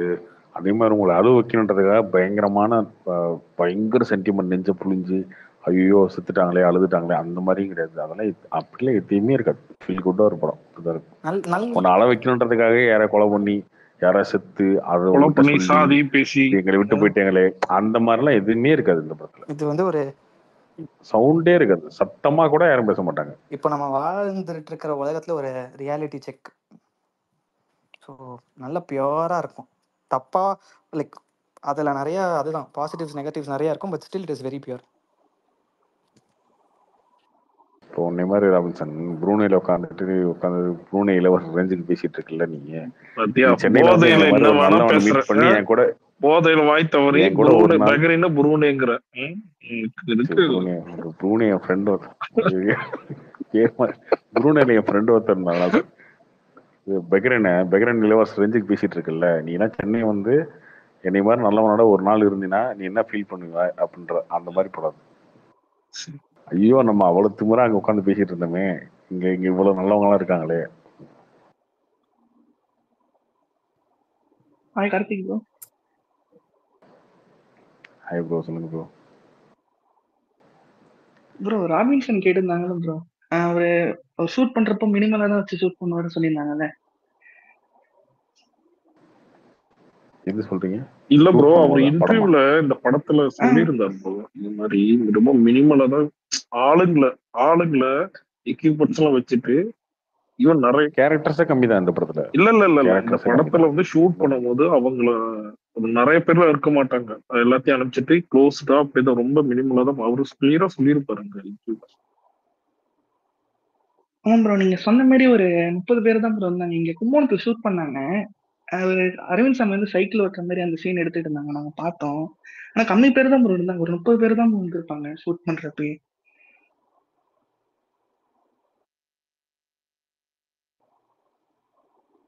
ஆக்சுவலி வெங்கட் இது வந்து ஒரு நாவலா எழுதியிருக்காராமா, அதுல இருந்து ஒரே ஒரு சாப்டர் மட்டும்தான் பண்ணியிருக்காராம். ஓகே, இதுல படத்துலயுமே வந்து ஒரு எபிசோட் ஆக்சுவலி 96 2 ரெடி ஆயிருச்சு போல இவருக்கு. பட் இது ஒரு ஸ்ட்ரைட்டா கார்த்தியோட ஒன் மேன் ஷோ ஃபிலிம் தான். நீங்க பயங்கரமா கார்த்தி ஃபேன்ஸா இருந்தீங்கன்னா அரவிந்த் ரசிச்சு சாமி பார்க்கலாம். தான். அப்ப அரவிந்த் சாமி இப்படி ஈக்குவலா இப்படி அது நல்லா இருக்கும். ப்ரோ நம்ம வெள்ளிக்கிழமை பேசலாம். அவருக்கும் நல்ல சரி ரோல் சரி. தான். இல்ல அவருக்கு நல்ல ரோல் தான். ஸ்கிரீன் ஆனா ஸ்பேஸ் கார்த்திக் தான் யாருக்கு ரொம்ப அதிகம்? சூப்பரா. உங்களுக்கு அரவிந்த் இந்த சாமி. விக்ரம் வேதால வந்து அரவிந்த் சாமிக்கு தான். அரவிந்த் சாமிக்கு தான் அதிகம். அவர் அதான் தான் வெங்கட் படம் இப்போ ஃபுல்லா வருவாரு. கார்த்திக் அதிகம்னு சொன்னாங்க. ஸ்டோரி அவரை சுத்தி தான் இருக்கும். இல்ல ஸ்கிரீன் பேஸ், அதாவது படம் ஸ்டார்டிங் அரவிந்த் சாமி தான், படம் கிளைமேக்ஸ் அரவிந்த் சாமி தான். கார்த்தி ஒரு ஹாஃப் அன் கழிச்சு தான் வருவார் படத்துல.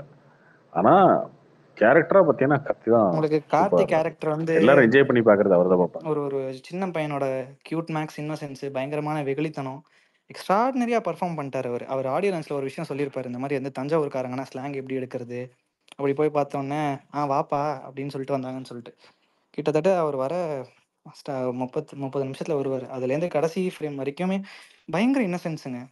ரொம்ப கார்த்திக்கு அவர் பண்ண நல்ல படங்கள்ல one of the best performance அவரோட ஃபில்மோகிராஃபியில். அரவிந்த் சுவாமிக்கு வந்து பெர்ஃபார்மன்ஸை தாண்டி வந்து அவர் அதை எப்படி ரியாக்ட் பண்ணுறது, அதை எப்படி கன்சீவ் பண்ணுறது, அது ரொம்ப ரைட்டிங்காகவே ஒரு ஸ்ட்ராங்கான ஒரு ரோலாக தான் இருக்கும். ஸோ உங்களுக்கு ஈஸியாக தெரிஞ்சிடும். நீங்கள் இந்த இது சொல்லுவீங்களே, விக்ரம் வேதால வந்து மாதவன் விஜய் சேதுபதி ஈஸியாக ஸ்கோர் பண்ணிட்டு போயிட்டாரு பெருசாக.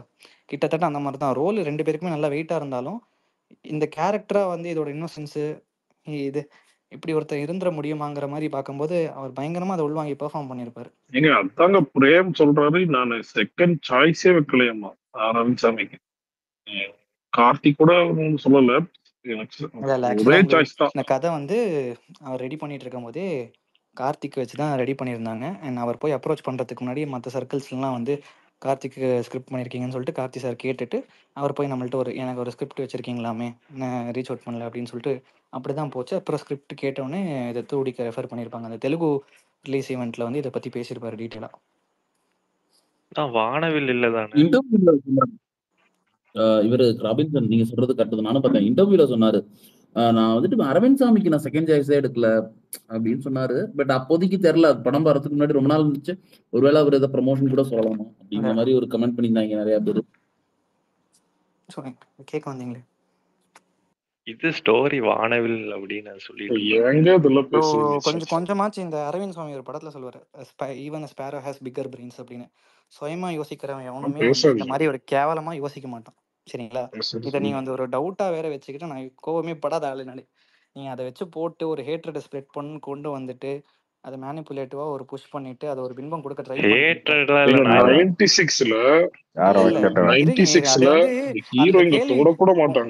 உங்களுக்கு அந்த கேள்வி கேட்கறதே வந்து ஒரு ட்வீட் போட்டிருந்தாங்க, அதை பார்த்தேன். அத நிறைய பேரும் வந்து அபிஷியல் அக்கவுண்டே இது பண்ணியிருந்தாங்க, அதனால கேட்டேன். வேற எதுவும் தப்பாலாம் கேட்கல.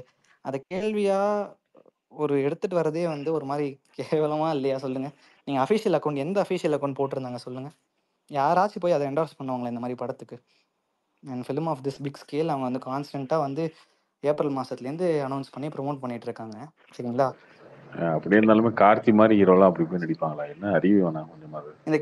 இது என்னன்னா, இங்க எல்லாருமே வந்து நல்லா படிச்சிருக்கோம், நல்லா டிஸ்கஸ் பண்றோம். உங்களை மாதிரியே வேணா இல்ல இல்ல விடுங்க, நீ வானவில் தானே? நான்லாம் வானவில் கிடையாது. இல்ல நீங்க அப்படியே இருந்தாலுமே எதுவுமே இல்ல, அது தப்புலாம் இல்ல. பட் ஆனா என்னன்னா, நீங்க பேச்சு அப்படிதான் தெரியுது. நீங்க யூஸ் பண்றீங்க பாத்தீங்களா அபிஷியல் அக்கவுண்ட் போஸ்ட் பேச்சு பண்ணாங்க அப்படி தெரியுதா? இல்ல இது மாட்டி இருக்கேன் ஹெட்செட், அதனால போடுறது. எந்த அபிஷியல் அக்கவுண்ட்ல போட்டுருந்தாங்க? அந்த சாயல் அடிக்குது, அந்த ஸ்லாங்ல அந்த சாயல் அடிக்குது. ஏனா நீ வேற கொஞ்சம் பேசுற மாதிரி இருக்கே கொஞ்சம். ஆனா ஹெட்செட் மாட்டி இருக்கேன், அதனால அவர் இருக்கு. நான் வீட்ல இருக்கேன். இன்னொன்னு எந்த அபிஷியல் அக்கவுண்ட் போஸ்ட் பண்ணிருந்தாங்களா? லைட்டா அப்படிதான் இருக்கு. இது மொத்த தெலுங்கு கர்நாடகா பசங்களோட பழகாத, இல்ல நிறைய பசங்களோட க்ளோஸா பழகாத, லைட்டா உன் பேச்சுல அந்த சாயல் அடிக்குது தம்பி. ப்ரோ அதே மாதிரி நான் கூட நினைச்சேன், என்னடா 2 பேரு காமிக்கிறான். இத சொன்னா இத சொன்னா உனக்கு எவ்வளவு கடுப்பாகுது. இந்த மாதிரி ஒரு படத்தை நீ வந்து இப்படி வந்து கேக்குறீங்க. தப்பாலாம் கேட்கவே இல்லைனா, இந்த மாதிரி போட்டிருந்தாங்க, என் ஃப்ரெண்ட்ஸ் ஷேர் பண்ணியிருந்தானுங்க. அதனால கேட்டேன். என் ஃப்ரெண்டு கூட சொன்னாடி இந்த மாதிரி ஆமாண்டா பார்த்தேன்னு. இருங்க நீங்க பாத்தீங்களே, உங்களுக்கு தெரியுமே, அதனால கேட்டேன். உடனே இதை நம்ம மேல திருப்புறீங்க. இது திருப்பறதுக்குலாம் எதுவுமே இல்லை ப்ரோ. அது என்னன்னா, நீங்க சொல்லும்போது ஒரு வார்த்தை சொன்னீங்க, அஃபிஷியலா ஷேர் பண்ணியிருந்தாங்க. Official account. எந்த அஃபிஷியல் அக்கவுண்ட் இத வந்து இல்ல நான் ப்ளூ டிக் அக்கவுண்ட் தானா சொன்னேன். இப்ப இன்னைக்கு ஆளாளுக்கு காசு ப்ளூ டிக் வாங்கி வச்சிருக்கானுங்க. சரி ரூ. 300 விடுங்க, 500 சரி கொடுத்தா ப்ளூ விடுங்க டிக் விடுங்க விடுங்க. கிடைக்குதுன்னு தெரியுது. இல்ல நீங்க வந்து இத்தனை பேர் கேட்குறாங்களா, நீங்க சும்மா நானும் வந்து கேள்வி கேட்குறேன், இது எப்படி இருக்கு? அப்படி இல்லைல்ல இது. அப்படி நடிச்சிருந்தாலுமே அதுல எதுவும் தப்பு இல்லை, சரிங்களா? பட் ஆனா நீங்க ஃபேக்ட் செக் பண்ணிட்டு அது எப்படி இருந்துச்சு, நான் இந்த யாரு படத்தை டீசர் தப்புன்னு வந்திருக்கு, இல்ல சொல்றேன்னா, டீசர் வந்திருக்கு, ட்ரெய்லர் வந்திருக்கு, சாங் வந்திருக்கு, டைரக்டர் இன்டர்வியூ கொடுத்துருக்காரு, ஆடியோ லான்ச் நடந்திருக்கு, இதெல்லாம் நடந்திருக்கு. எல்லாமே நடந்தாலும் கூட உங்களுக்கு அதை எப்படி எதனால அந்த உங்களுக்கு அந்த டவுட் வருது அப்படின்னா, நீங்களே அப்படித்தான் இருக்கிறீங்க, அவ்வளவுதான், வேற ஒன்றும் இல்லை. இல்ல அது அப்படி அப்படி சொல்லக்கூடாது. ஒருவேளை இல்ல அப்படி இல்ல. இல்ல படம் இவனுங்க அப்படிதான். இவனுங்க பண்ணுங்க, ஒருவேளை நம்மள மாதிரி அவங்க இருப்பாங்களா, அப்படி மாதிரி இருக்கும்ல, அப்படி இருக்கவங்களுக்கு தான் அப்படி தோணும். இல்ல நான் அது அப்படி சொல்ல மாட்டேன். என்னன்னா அப்படி பண்ணியிருந்தாலுமே அதை பெருமையோட சொல்லிப்பாங்க, சரிங்களா? அது பண்றது ஒன்றும் தப்பு கிடையாது. ஆனா நீங்க வந்து கேள்வி கேட்கறதே ஒரு எகத்தாளமா, அப்படி இருந்திருக்குமா, அப்படிலாம் இருந்துச்சு, அந்த தோணியில கேட்கும் போது அது இன்னும் வருத்தமா இருக்கு. இவங்க நல்ல படம் கொடுத்துருக்காங்க. இத்தனை நேரம் கிட்டத்தட்ட ஒரு 40 நிமிஷமா பேசிட்டு இருக்கோம், சரிங்களா? நீங்க வந்து எவனோ ஒருத்தன் ஹேட்ரட் ஸ்ப்ரெட் பண்ணணும்னு போடும்போது ஒரு ஃபேன் ஃபாலோயிங் இருக்கிறவங்க வந்து போட்டு அடிடா அப்படின்னு சொல்லிட்டு ஒரு மொத்தமா கண்டென்ட் யூஸ் பண்ணும்போது அந்த அளவுக்குலாம் இல்ல. குருட்டாம்போக்குல நான் ஒரு எவனோ குரூப் ஒருத்தனா இல்லை, பேசுறதுதான் எப்படி ரொம்ப தேடி பிடிச்சி போனாலும் ஒரு குரூப் தான் இருக்கும் அந்த பக்கம். அதுதான் அது அப்படியே அவங்க அவனுங்க தான் எல்லா பக்கமும் எல்லா பக்கமும் என்னையும் உங்களுக்கு செருப்படி வாங்குறதே சேர்க்காதீங்கண்ணா. வேலையா இருப்பானுங்க. ப்ரோ அப்படிதான் இல்ல ப்ரோ, அது அப்படி இருக்கிறதெல்லாம் தப்புலாம் ஒன்றும் கிடையாது, சரி, சரிங்களா? அதுங்கன்னு வச்சுக்கலாமா? இப்ப நீங்க என்ன வேற வச்சுக்கலாம், அதுங்கன்னு நீங்க வேற வச்சுக்கலாமா? என்ன அப்படி பண்றீங்க கார்த்தி? நான் சும்மா இருக்கேண்ணா. அப்படிலாம் இந்த ஆள் வந்து வேணும்னே பண்றாரு.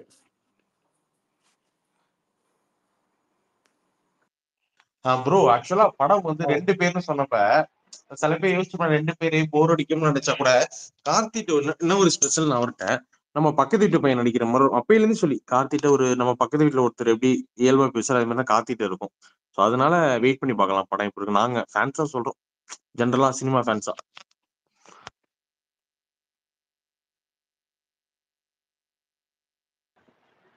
வெங்கட் அந்த டவுட் நான் கேட்கவா ப்ரோ?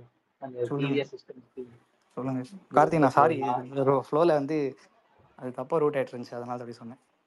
சொல்லுங்க ப்ரோ. லாஸ்ட் வீக் வந்து லபர் வந்து பார்த்தோம் ப்ரோ, டிவிஆர் பாக்ஸ் ஸ்கொயர் மால்ல பெங்களூர்ல, சரிங்களா? 710 ஷோ. நான் என்ன பண்ணேன், டவுட்னு கேட்டா திருப்பி விடுறீங்க. ப்ரோ 710 ஷோ டக்குன்னு கேளுங்க, ரொம்ப ஸ்லோவா இருக்கு. 710 ஷோ ப்ரோ. நான் வந்து 7:15 போனேன். டிக்கெட்ல புக் மை ஷோல 220 rupeesன்னு காட்டுச்சு, சரிங்களா? நான் 7:10 ஷோ 5 minutes லேட்டா போய் டிக்கெட் கவுண்டர்ல போய் டிக்கெட் கேட்குறேன், சரிங்கப்பா. போய் கேட்டா 220 டிக்கெட்டை வந்து 216 விற்கிறாங்க. பின்னாடி பேக் சீட் வந்து 216 இருந்துச்சு, அது 300 விற்கிறாங்க. அது என்ன மாதிரி எனக்கு பெங்களூர்ல வந்து ஃபிளெக்சிபிள் டிக்கெட் ப்ரைசிங் தான், சரிங்களா? அவங்க இஷ்டத்துக்கு அவங்க ப்ரைஸ் பண்ணிக்கலாம். நீங்கள் தமிழ்நாடு கேட்டிங்கன்னா எனக்கு பெட்டர் நாலேஜ் இருக்கும், அங்கே பற்றி ஐடியா இல்லை எப்படி ஆப்ரேட் ஆகுது அப்படின்னு சொல்லி. ஸோ நீங்கள் அங்கே வீக் டேஸில் ஒரு ப்ரைஸ் மாறிக்கிட்டே இருக்கும். ஆனால் நீங்கள் சொல்கிறது அவனுக்கு அதில் அது ஓகே, அதை ஃபிக்ஸ் பண்ணதுக்கு அப்புறம் அந்த ஃப்ளைட் டிக்கெட் பஸ் டிக்கெட் மாதிரிலாம் ஏற்றுறானுங்க. வெள்ளிக்கிழமை ஈவினிங் ஷோலாம் வந்து மாறும்ண்ணா. காலம்பரை இல்லை எப்படின்னா காலம்பரை ஒரு படம் வந்து நல்ல ரிவ்யூஸ் வருதுன்னு வச்சுக்கோங்களேன், அது வந்து பிளாக் இல்ல அது ஓகே. இப்போ கவுண்டர் இப்போ ஆன்லைன் புக்கிங்லாம் ஓப்பன் பண்ணதுக்கு அப்புறம் இப்போ 200 டிக்கெட் இருக்கு அப்படின்னா ஒரு 100 டிக்கெட் ஃபுல் ஆகுது அப்படின்னா 200 ஃபாஸ்டா போகுது டிக்கெட் அப்படின்னு 200 மிச்ச டிக்கெட் 250 ஆக்கிடுவானுங்களா? அப்படிதான் ப்ரோ பண்றாங்க டிவிஆர்ல. 7:10 வரைக்கும் 220 டிக்கெட் இருக்கு, 7:15 அப்புறம் எக்ஸ்ட்ரா 5 நிமிஷம் கழிச்சு போனா 260 ஆகுதுன்றாங்க. இல்லை அது நான் நோட்டீஸ் பண்ணியிருக்கேன், பட் ஆனால் அது கரெக்டான ஃபார்முலா அட்ரஸ் பண்ணுறதுக்கு நான் பார்த்துருக்கேன். அது அந்த மாதிரி ஆகும். அந்த சிஸ்டம், அந்த டிவிஆர்ல சிஸ்டம் புக் பண்ணுமா, சீட்ஸ் புக் பண்ணும்ல, அவன் கண்ணு முன்னாடியே புக் பண்றான். ரைட் சைடுல 220 கிளாசிக் 220 போட்டு அது இடன் ஆயிருக்கு. ஆனா லெஃப்ட் சைடுல வந்து டிக்கெட் புக் பண்ணும்போது கீழே வந்து 260 rupees ஒன் டிக்கெட்னு போட்டிருக்காங்க. அது டாக்ஸோட சேர்த்து வரும். மேல இருக்கிறது வந்து base ticket price. Normal ticket 260 ticket போட்டுருக்காங்க, ரைட் சைடுல 220 டிக்கெட் போட்டுருக்கான். நான் வந்து அதே அடுத்த ஷோ 10 இல்ல நீங்க சொல்ற மாதிரி இருக்கிறது நான் நோட்டீஸ் பண்ணது இல்லை. பட் பெங்களூர்ல வெள்ளிக்கிழமை காலையில ஒரு படம் நல்லா போகுது, ரீஜனல் லாங்குவேஜ் படம், தமிழ் படம், தெலுங்கு படம் அப்படின்னா புதுசா ஷோ ஆட் பண்றாங்கன்னா ஈவினிங் ஷோக்கு வந்து காலையில ஷோக்கு 120 ரூபா கூட இருக்கும், ஈவினிங் ஷோக்கு 500 ரூபா கூட மாத்துவாங்க.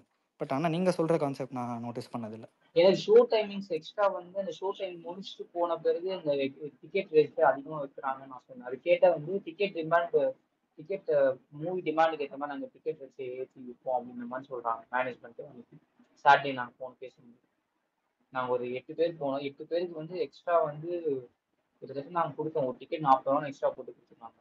வேற ஏதாவது நல்ல தேட்டர் போங்க, ஸ்வாகத்து, வைபவ், இந்த இல்ல மாதிரி போயிருங்க. மார்த்தாலி அதுக்கு நம்ம ஆளுங்க எவ்வளவு பரவாயில்லையே. நம்ம ஆளுங்களாம் ரீசெண்டா எக்ஸ்ட்ரா டிக்கெட் வித்தாலும் பாப்கார்ன் காம்போவா கொடுத்துறாங்க. அதுக்கே அவனுங்க அந்த கழிவு விட்டுறீங்க. ப்ரோ இவனுங்க பெங்களூர்ல மோசம் ப்ரோ, ரொம்ப வசதி ப்ரோ. டிக்கெட்லாம் இருந்தாலும் 500 ரூபாய் இருக்கும். நீங்க வந்து தேவாரா காலையில ஷோ டிக்கெட்லாம் பாருங்க, நெஞ்சலி கை வச்சிருவீங்க.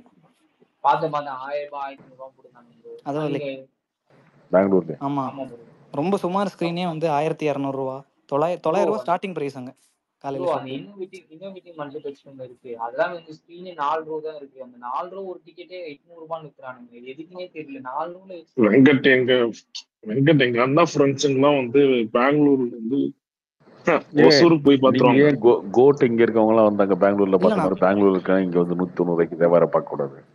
100 வாங்க, ஆனா 9 மணிக்கு தான் நாங்க படம் போடுவோம் இங்க. இது ஒரு நல்ல ஐடியா.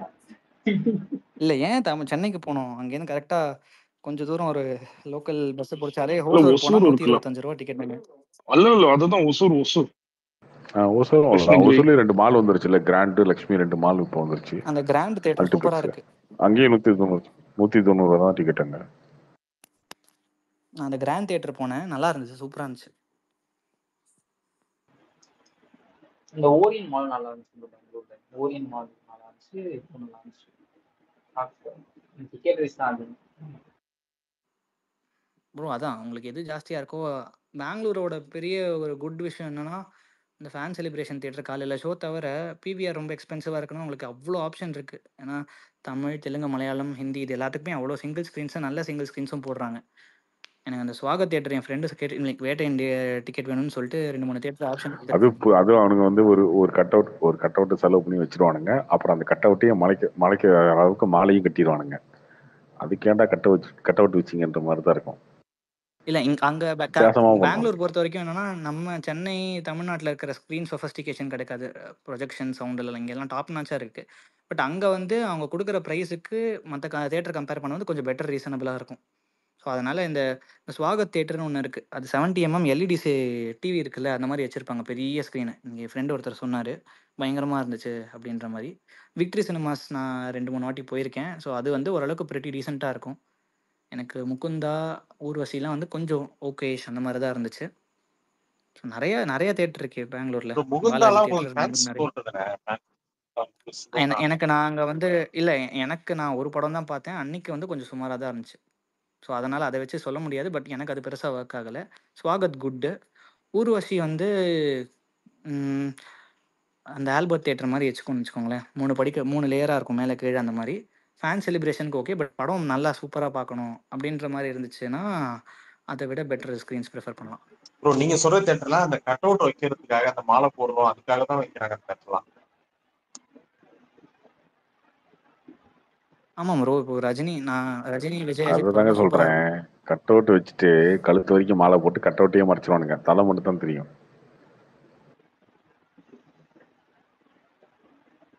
பட் ஓகே தான், இப்பவே ஆல்ரெடி வேட்டைனுக்கு லிஸ்ட் ரெடி ஆயிட்டு இருக்கு பெங்களூருக்கு. ப்ரோ நீங்க சொல்றீங்க அங்கெல்லாம் போய் பார்த்தா தான் ப்ரோ தெரியுது. ஒரு கட் அவுட்டுக்குலாம் மினிமம் ஒரு கட் அவுட்டுக்கு 5 லட்சம் ரூபா செலவு பண்றாங்க ப்ரோ.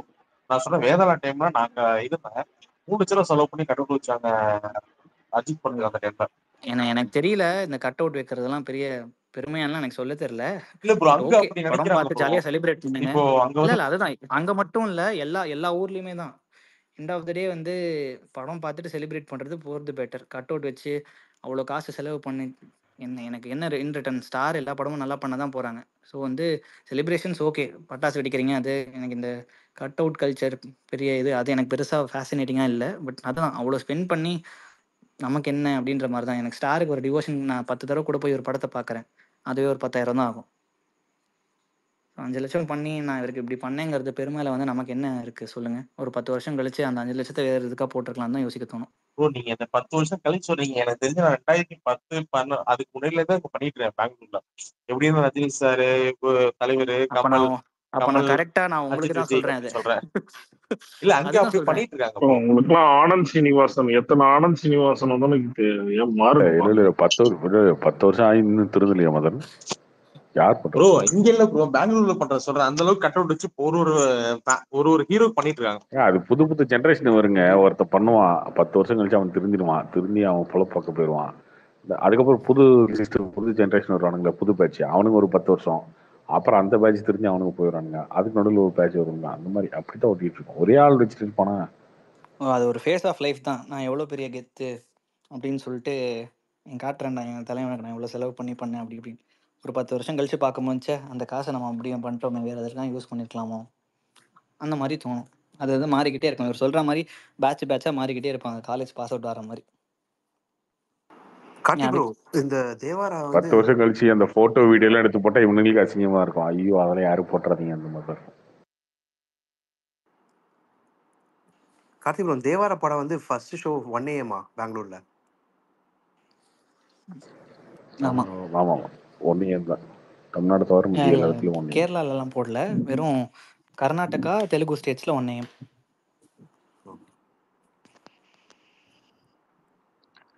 வெங்கட் சகோ, நான் சுரேஷ் பேசுகிறேன். இப்போ நீங்கள் மெகேழகம் படம் பார்த்துட்டீங்க, அந்த வெறி சாங் அந்த படத்தில் இருக்குங்களா? எந்த பாட்டு? வெறின்னு ஒரு சாங் விட்டுருக்காங்களே, அந்த சாங், அந்த ஜல்லிக்கட்டு சாங்க. ஆமாம். அது படத்தில் எப்படி இருக்கு? பக்காவா இருக்கா? இது இப்போதான் நான் கேட்டேன், நீங்கள் சொன்னதுக்கு அப்புறம் தான் அந்த சாங். ஜல்லிக்கட்டு போர்ஷன் இருக்கும், ஜல்லிக்கட்டு போர்ஷன் ஒன்று இருக்கும், ஜல்லிக்கட்டு வர மாதிரி ஒரு போர்ஷன் இருக்கும். அந்த சாங் வந்துச்சா இல்லையான்னு கரெக்டாக வரும், பட் ஃபுல் பாட்டு வராது நினைக்கிறேன். இந்த மகாலிங்கம்ங்கிற அந்த சிங்கரு, அவர் என்ன வெறும்னா அந்த மேடையில தான் பாடுறாரு, ஜஸ்ட் ஒரு வரி பாடுறாரு, என்னமோ கம்ப்யூட்டரைஸ்ட் வாய்ஸ் மாதிரி ரொம்ப ஆப்டிமைஸ்டா இருக்கு அவரோட வாய்ஸ். ஐ டோன்ட் நோ அவர் உண்மையாவே அது படத்துல எப்படி இருக்குங்கிறது வந்துட்டு கேட்கணும். ஸோ செம்ம வாய்ஸ் அவரு. ரோபோ அவர் பேர் மகாலிங்கம், சிங்கர் பேரு. அந்த மெய்யழகனோட ஆடியோ லான்ச்சாண்ட கூட பேசியிருந்தா அப்படி. நிறைய ஸ்டேஜ் சிங்கர்ஸ் பார்க்கும்போது, மெயினா கிளாசிக்கல் சிங்கர்ஸ் நிறைய ஸ்டேஜ் பாடும்போது வாய்ஸ் வந்து பயங்கரமா மெருகேறும்னு சொல்லுவாங்க. வாய்ஸ் கண்ட்ரோல் ஆகும். நீங்க இப்போ பேசும்போது என்ன பேசணும்னு நினைச்சு மூளைக்கு சிக்னல் கொடுக்குறீங்களோ அந்த வார்த்தை தான் வரும்ல, அந்த மாதிரி வாய்ஸ் கண்ட்ரோல் ரொம்ப முக்கியம். ஸோ அது வந்து நிறைய பாடிட்டே இருக்கும்போது அந்த ஸ்வரத்தில் இருக்கிற கண்ட்ரோல் உங்களுக்கு வரும்போது அந்த மாதிரி சூப்பராக இருக்கும். நீங்கள் என்ன நினைக்கிறீங்களோ அதை கரெக்டாக பாடுவீங்க, கரெக்டாக டெலிவர் பண்ணுவீங்க. அவ்வளோ எக்ஸ்பீரியன்ஸ்டு சிங்கர்ஸ் அவங்கெல்லாம். இல்ல இன்னொரு சூப்பர் திங் வந்து அந்த சூப்பர் சிங்கர் அந்த பொண்ணுக்கு பாட வச்சிருக்காங்க, நல்ல கர்நாடிக் சிங்கர் ஒருத்தங்க. எந்த பாட்டு சொல்றீங்க? மேடையில பாடினாங்க அவங்க. ஓகே. ஆடியோ சூப்பர் சிங்கர்ல ஒருத்தங்க பாடுவாங்கல்ல, ட்வின்ஸா இருப்பாங்க, அக்கா தங்கச்சி. ஒருத்தர் மட்டும் தான் உள்ள போனாங்க, 2 பேரும் நல்லா பாடுவாங்க. அந்த கட்சி ஐ மீன் அந்த கோயில்லாம் பாடுவாங்களே அது மாதிரி பாட்டு, கர்நாடிக் சிங்கிங்.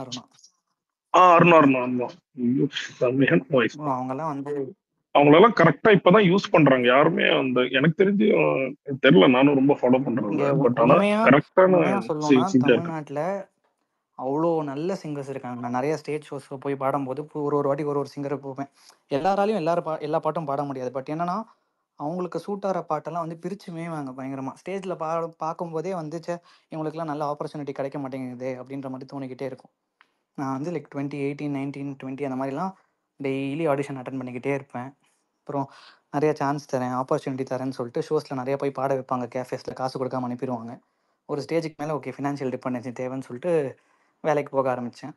அந்த மாதிரி ஒரு கூட்டம் இருந்துக்கிட்டே இருக்குது. உங்கள் டேலண்ட்டை வந்து யூட்டிலைஸ் பண்ணி அவங்க மானிட்டரி பெனிஃபிட் அடைஞ்சு இங்கே எதுவுமே கிடைக்காம ஒரு ஸ்டேஜுக்கு மேலே எல்லாமே விட்டு போயிடுறாங்க. பட் ஆனால் உண்மையிலேயே கோவில்கள்லையோ நீங்கள் வந்து சர்ச் சிங்கர்ஸ், சர்ச் காயர்லாம் பாடுவாங்க. எக்ஸ்ட்ராடினரி ஹார்மோனின்னு சொல்லுவாங்க சரிங்களா, காயர் பாடுறவங்களுக்குலாம் அவ்வளோ சூப்பராக இருக்கும். ஆக்சுவலி இது எப்படின்னா வெஸ்டர்ன் கல்ச்சர் வந்து எல்லாமே வெஸ்டர்ன்ல இருக்கிற எல்லா சர்ச்சஸ்ல இருந்து அப்படியே பாடி ஒரு ஜானர் ஆஃப் இது ஆபீஷியலாவே இருக்குது. அவ்வளோ நல்லா இருக்கும். அதே மாதிரி வந்து சூஃபி மியூசிக் இஸ்லாமில் இருக்கிறது, அந்த பாகிஸ்தானி கோக் ஸ்டுடியோலாம் பார்க்கும்போது அவ்வளோ பொறாமையாக இருக்கும், என்னடா இப்படி பாடுறாங்களே அப்படின்னு சொல்லிட்டு. அங்கே மியூசிக் கல்ச்சரே வந்து பயங்கர அழகாக இருக்கும். இங்கே என்னன்னா நமக்கு அவ்வளோ ஆர்கனைஸ்டாக வந்து இன்னும் அமையலை. கொஞ்சம் நார்த்தில் இருக்கிறது வந்து பெட்டராக இருக்குது. இங்கே நமக்கு நிறைய டிவோஷன் டுவர்ட்ஸ் ஃபிலிம் மியூசிக் போகிறதுனால இண்டிபெண்டன்ட்டுக்கு அவ்வளோ பெருசாக ரெக்கக்னிஷன் கிடைக்க மாட்டேங்குது. பட் ஆனால் ஒரு நல்ல விஷயம் அந்த திங்க் மியூசிக், சோனி மியூசிக்லாம் வந்ததுக்கப்புறம் அதையுமே வந்து ஓரளவுக்கு நல்லா ரெக்கக்னைஸ் பண்ணி போஸ்ட் கோவிட் வந்து நல்ல அதுவும் பூம் ஆக ஆரம்பிச்சிருக்குங்கிறது வந்து ஒரு சந்தோஷம் தான். பின்னாடி பார்க்கறத விட இன்னைக்கு கொஞ்சம் நல்லா தான் இருக்கும். பட் ஆனால் அவ்வளோ சிங்கர்ஸ் நல்லா பாடுறவங்க இருக்காங்க. சிங்கர்ஸ் தாண்டி இன்ஸ்ட்ருமெண்ட்ஸ் வாசிக்கிறவங்க நிறைய டேலண்ட்ஸ் இருக்காங்க இங்கே. நீங்கள் சொன்ன அருணாலாம் பயங்கர அவ்வளோ பேஷனேட் சிங்கர். சரியான கிளாசிக்கல் சிங்கர் அவங்களாம், பயங்கரமான classical singer. Hello Karthi bro. அந்த ஜல்லிக்கட்டு சாங் அதுதான் சொன்னேன் நான்.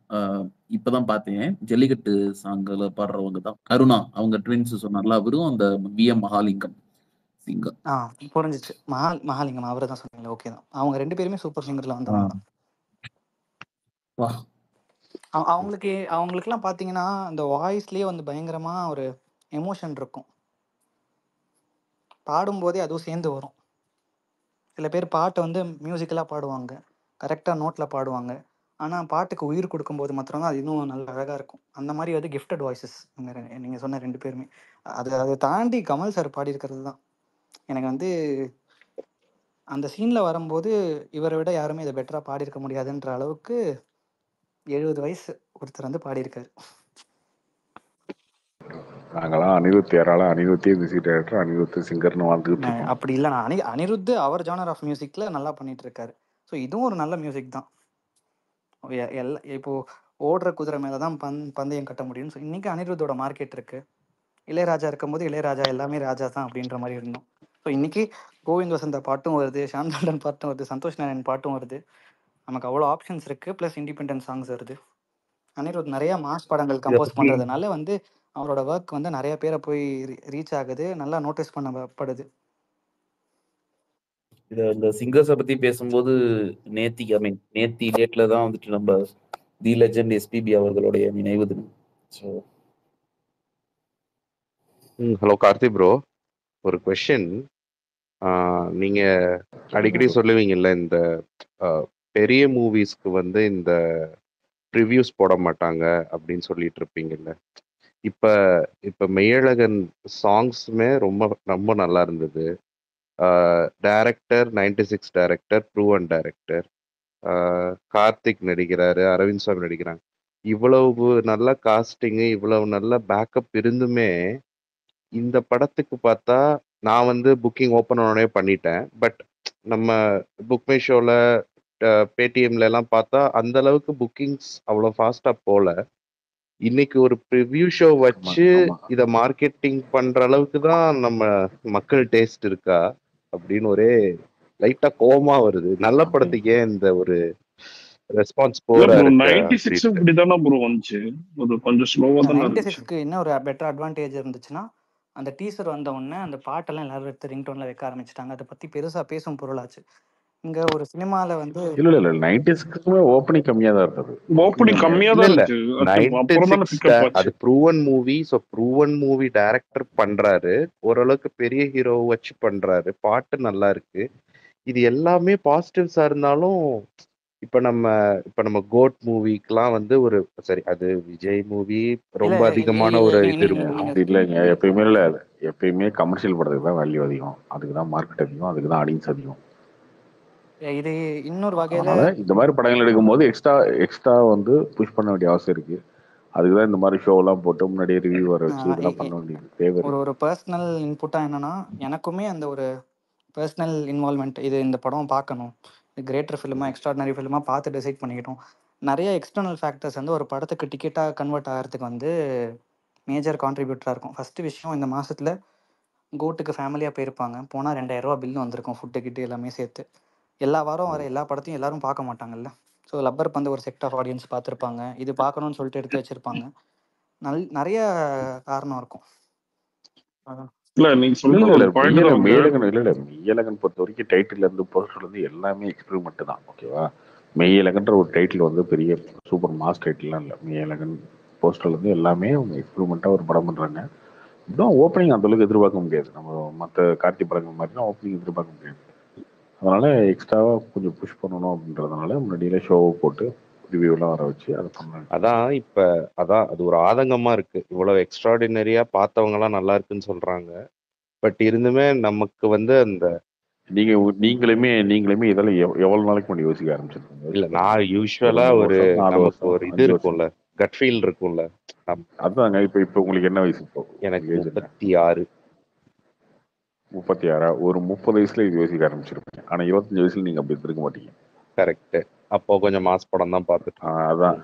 ஆமா. இன்னொன்னு ஒரு 30 தாண்டினதுக்கு அப்புறம் உங்களுக்கு தோணும், இந்த மாதிரி படங்கள்லாம் வந்தா நல்லா பார்க்கலாமே, இது மாதிரி தியேட்டர்ல படம் போய் நிறைய வந்தா பார்க்கலாமே நல்லா இருக்கும்ன்ற மாதிரி தோணுது ஆமா. ஆக்சுவலா.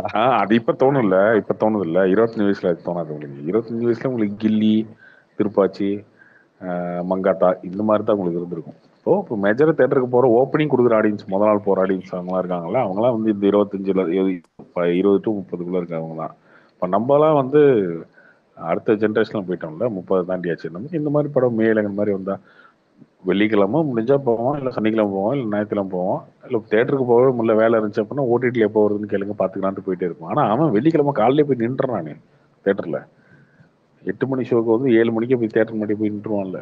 அவனால ஓப்பனிங் வருது. அந்த மாதிரி ஆடியன்ஸ் வந்து நிறைய லைக் பண்றது மாஸ் படம். இன்னொன்று இது வந்து மார்க்கெட்டிங் டேர்ம்ஸில் வந்து சோஷியல் ப்ரெஷர்ன்ற டேர்ம் யூஸ் பண்ணும். ஸோ ஒரு மாஸ் படம் பார்க்கும்போது, விஜய் படம், அஜித் படம், தனுஷ் படம், எஸ்கே படம், இவங்கெல்லாம் படம் பார்த்துட்டு ஸ்டேட்டஸ் போடும்போது அந்த ஏஜ் ஆளுங்களுக்குலாம் வந்து தான் ஒரு கெத்து அப்படின்ற மாதிரி ஒரு விஷயம் நம்ம லைக் அந்த மாதிரி ஒரு ஃபேக்டர் கன்வே ஆகும். மெய்யழகன் வந்து ஒரு ஃபேமிலி ட்ராமாக்கான படம்னா ப்ரொஜெக்ட் பண்ணிட்டு இருக்கும்போது அவனுக்கு அது ஒரு கேரி ஃபேக்டர் எப்படி இருக்குங்கிறத யோசிக்கணும். இன்னொன்று ஒரு நல்ல விஷயம், ஒரு கார்த்தியால கைதியும் கொடுக்க முடியும், மெய்யழகனும் பண்ணுறாரு, கடைக்குட்டி சிங்கமும் பண்ணுறாரு அப்படின்ற மாதிரி இருக்கும்போது அது நல்ல விஷயம் தானே. ஈக்குவலாக பேலன்ஸ் பண்ணிக்கிறாரு. ஒரு ஃபிலிம் இன்னொரு ஃபிலிம் காம்பன்சேட் பண்ணிக்கிட்டே தான் இருக்கும். நான் இன்னொரு நாள் வந்து அந்த சோஷியல் ப்ரெஷர் எப்படி பெருசாக ப்ளே பண்ணுதுன்னு இன்னொரு டிஸ்கஷனுக்கு சொல்கிறேன். அது நல்லா பயங்கர இன்ட்ரெஸ்டிங்காக இருக்கும். அந்த நமக்கு வந்து அந்த தேவார அளவு கூட ஓப்பனிங் இல்லையா, அதை பார்க்கும்போது கொஞ்சம் கஷ்டமா இருந்துச்சு. தேவாரா ஒரு கமர்ஷியல் படம். நம்ம ஊர்ல சென்னையிலேயே ஓப்பனிங் கம்மியா இருக்கு. நான் சொல்றது புக்கிங். இன்னொன்னு ப்ரோ, ஜென்ரல் இல்ல நம்ம இப்ப எப்படின்னா ஃபேமிலியா தேவரை விடுங்க, இப்ப ஃபேமிலியா கோட்டுக்குன்னா சின்ன பசங்கலாம் கூப்பிட்டு போகணும். அப்ப போறவங்க ஃபேமிலியா இருக்கிறவங்க மேபி ஃபேமிலி விட்டுட்டு ஒரு சாட்டர்டே போலாம், தனியா ஹஸ்பண்ட்ஸ் போலாம் அப்படின்னு யோசிப்பாங்க. இல்ல ஹஸ்பண்ட் ஒரு கேங்கா போனா அப்படி யோசிப்பாங்க. சின்ன பசங்களை கூட்டிட்டு போய் என்ன ப்ரோ அது செட் ஆகும்ல, உங்களுக்கு காமெடி இருக்காது, பாட்டு இருக்காது, ஃபைட் இருக்காது. நான் மட்டும் தான் புக் பண்ணிருக்கேன், சிங்கிளா தான் புக் பண்ணிருக்கேன். வீட்ல எல்லாம் வரலன்ட்டாங்க. நானும் அப்படிதான் ப்ரோ, நான் மட்டும் தான். நம்ம ஃப்ரெண்டு இங்க கூட்டம் நிறைய பேர் வந்து வேட்டையனுக்கு தான் ஃபேமிலியா வர ரெடியா இருக்காங்க. இதெல்லாம் ஓடிடில ட்ரைலர் பார்த்துட்டு ட்ரைலர் பார்த்தாலே லேசா தூக்கம் வர மாதிரி இருக்கு, இது எப்படி வர்றதுன்னு சொல்றாங்க. என்ன பண்றது? வெங்கடேஷ், அதே மாதிரி நீங்க சில அப்சஷன் பத்தி சொன்னீங்க. எனக்கு இது ஒரு சின்ன தோணுச்சு. இந்த தியேட்டர்ல உட்காந்துக்கிட்டு அது அவங்க ஆஃப்கோர்ஸ் வந்துட்டு ஒரு ஃபன்னா தான் எடுக்கிறாங்க. அது அகேன்ஸ்ட் த லாரா இருந்தாலும் ஒரு செல்போன்ல உட்காந்துக்கிட்டு எல்லாத்தையும் போட்டோ எடுத்துக்கிட்டு அது உங்களால தடுக்கவே முடியாது. ஒரு காலத்துல நீங்க தடுக்கவே இல்ல முடியாது. ஒரு காலத்துல நீங்க ஒரு மாதிரி செலிப்ரேட் பண்ணுவீங்க. வந்து சின்ன வயசுல நான் உதயம் தியேட்டர் போகும்போது ஃபுல்லா அந்த ரிப்பனு, வாழைத்தோரணம் அது இதுலாம் இருக்கும். சின்ன வயசுல 2003, 4 இந்த தென்னாலி படம் அந்த மாதிரி பார்க்கும்போதெல்லாம் ஒரு பீரியட் ஆஃப் டைம் அது வந்து வேற மாதிரி மாறிச்சு. பட்டாசு வெடிக்கிறது, பேண்டு மேளம் தாளம் டமால் டுமில்னு இருந்துச்சு. இன்னைக்கு வந்து அவன் படம் பார்க்கறாங்கிறத எல்லாருக்கும் தெரிவிக்கிறதுல அவனுக்கு ஒரு பெருமை இருக்கு. சரிங்களா? அது வந்து யாருமே செய்ய முடியாத ஒரு வேலையை செஞ்ச மாதிரி, ஒரு சாதிச்ச மாதிரி. ஐ மீன் எனக்கு அது ஃபன்னா தான் அது இருக்கும். என்ன சாதிக்கிறாங்கிறது இல்ல. இப்போ ஒரு விஷயம் நான் உங்கள்கிட்ட சொல்றேன்னு வச்சுக்கோங்களேன். ட்விட்டர்ல வந்து நவ் வாட்சிங் மெய்யழகன்னு போடும்போது அது ஒரு சில பேருக்கு போய் சேருது. நான் ஒரு இன்ஃப்ளூயன்சரா ஒரு ரெஸ்பான்சிபிலிட்டியா பார்க்குறேன். படம் நல்லா இருக்குன்னா நம்ம வந்து காசு வாங்கிட்டு படத்தை ப்ரொமோட் பண்றோம். நல்லா இருக்கிற பட்சத்துல நம்ம இன்னும் கொஞ்சம் நல்லா ப்ரொமோட் பண்ணோம். மெய்யழகன் அந்த மாதிரி தான் நான் இப்போ பண்ணிட்டு இருக்கேன். வேணும்னு வச்சுக்கோங்களேன். ஒரு ஒரு டைரக்ட் நோட்ல காசு வாங்கிட்டாங்க பேசுறீங்க. ஏங்க எல்லா படத்துக்கும் அந்த படத்தை ப்ரொமோட் பண்றதுக்கு எல்லாருமே வந்து பே பண்ண தான் செய்யறாங்க. ஆனா பிடிச்ச படங்களுக்கு மாத்திரம் தான் நம்ம எஃபோர்ட் போட்டு அது நல்லா இருக்கணுங்கிற மாதிரி நல்ல மனசுல பேசுவோம். கரெக்டா? நான் எல்லா படத்துக்கும் இப்படி வந்து பேசியிருக்கேன்னா நீங்களே கேட்கணும். லப்பர் வந்து எனக்கு ரொம்ப பிடிச்சிச்சு, நல்லா புஷ் பண்ண ட்ரை பண்ணேன். ஒருத்தங்களுக்கு ஒரு மாதிரி பர்சனல் கனெக்ட் இருக்கும். காசு வாங்கிட்டு ஓடாத படத்தை நல்லா இருக்குன்னு சொன்னா நீங்க என்ன திருப்பி வந்து அடிக்க மாட்டீங்களா சொல்லுங்க? ஸோ எனக்கு ஃபஸ்ட்டு ரொம்ப முக்கியம் கிரெடிபிலிட்டி, ரெப்யூட்டேஷன், ஒரு ட்ரஸ்ட்டை பில்ட் பண்ணும். அந்த ட்ரஸ்ட்டை பில்ட் பண்ணால் மட்டும்தான் இங்கே வந்து நம்ம ஒர்க் பண்ண முடியும். இப்போது ராபின்சன் நீங்கள் ஏதோ தெரியாத மாதிரி கேட்காதீங்க. எல்லா படத்துக்கும் இன்ஃப்ளூயன்சஸாக இருக்கிறதுக்கு, அந்த படத்தோட கண்டென்ட்ஸை ஷேர் பண்ணுறதுக்கும், எல்லாத்தையும் ரீச் பண்ணுறதுக்கும் அவங்களோட கெப்பாசிட்டி பேஸ் பண்ணி அவங்களுக்குன்னு ஒரு பட்ஜெட் அலோகேட் பண்ணுவாங்க. இது தெரியுமா தெரியாதா? சத்தியமா எனக்கு தெரியாது ப்ரோ. நான் கலாய்க்கிறதுக்கு தான் இல்ல எல்லாரும் சொல்றாங்க அப்படி. இது ஒன்றும் இல்லை. நல்ல படம் வரும்போது எல்லாருமே போய் நல்லா பாருங்கன்னு சொல்றது வந்து ஒரு ரெஸ்பான்சிபிலிட்டி தான் எங்க எல்லாருக்குமே. அது எல்லா படத்துக்கும் அது அமையாது. ராபின்சன் நான் அந்த இது சொல்லிட்டு இருந்தேன்ல, தடுக்கவே முடியாது. அந்த லைக் நீங்க பார்த்து போடுறது வந்து ஒரு பெருமையா இருக்கும்ல. அது ஒரு காலப்போக்கு தான், மாறிக்கிட்டே இருக்கும். இந்த வெற்றி தேட்டர் ஓனர் வந்து ட்வீட் பண்ணியிருப்பாரு. ஒரு 2004 வந்து ரஜினி படம் பார்க்கும்போது வந்து இந்த மாதிரி ஆம்பியன்ஸ் இருந்துச்சு. எல்லாம் கை தட்டி விசில் அடிக்கிற மாதிரி பிஹைண்ட்லேருந்து ஃபோட்டோஸ் இருக்கும். ஆமாம். ஸோ இப்போ வந்து பார்க்கும்போது வந்து இது என்ன பிரச்சனைனா, எல்லாருக்கும் தெரியும் அது தியேட்டர்ல வந்துட்டு அது கொஞ்சம் டிஸ்டர்பன்ஸா இருக்குங்கிறது ஒண்ணு. ரெண்டாவது அவங்க எல்லாத்தையும் ஷேர் பண்ணி விட்டுறாங்க, வாட்ஸ்அப் கிச்சப் ஸ்டேட்டஸ்ல வச்சு விட்டு போயிடுறாங்க, ஸ்பாய்லரும் பண்ணி விட்டு போயிடுறாங்க. அவங்க வந்துட்டு ஆர்வத்தை கிளப்புறேங்கிற பேர்ல தியேட்டர்ல இருக்க அந்த எக்ஸ்பீரியன்ஸை எடுத்து விட்டு போயிடுறாங்க. இவங்களை என்னத்த சொல்ல, அதுதான் பெரிய டிராபேக். அது எதுவுமே பண்ண முடியாது, அது காலப்போக்கு தான்.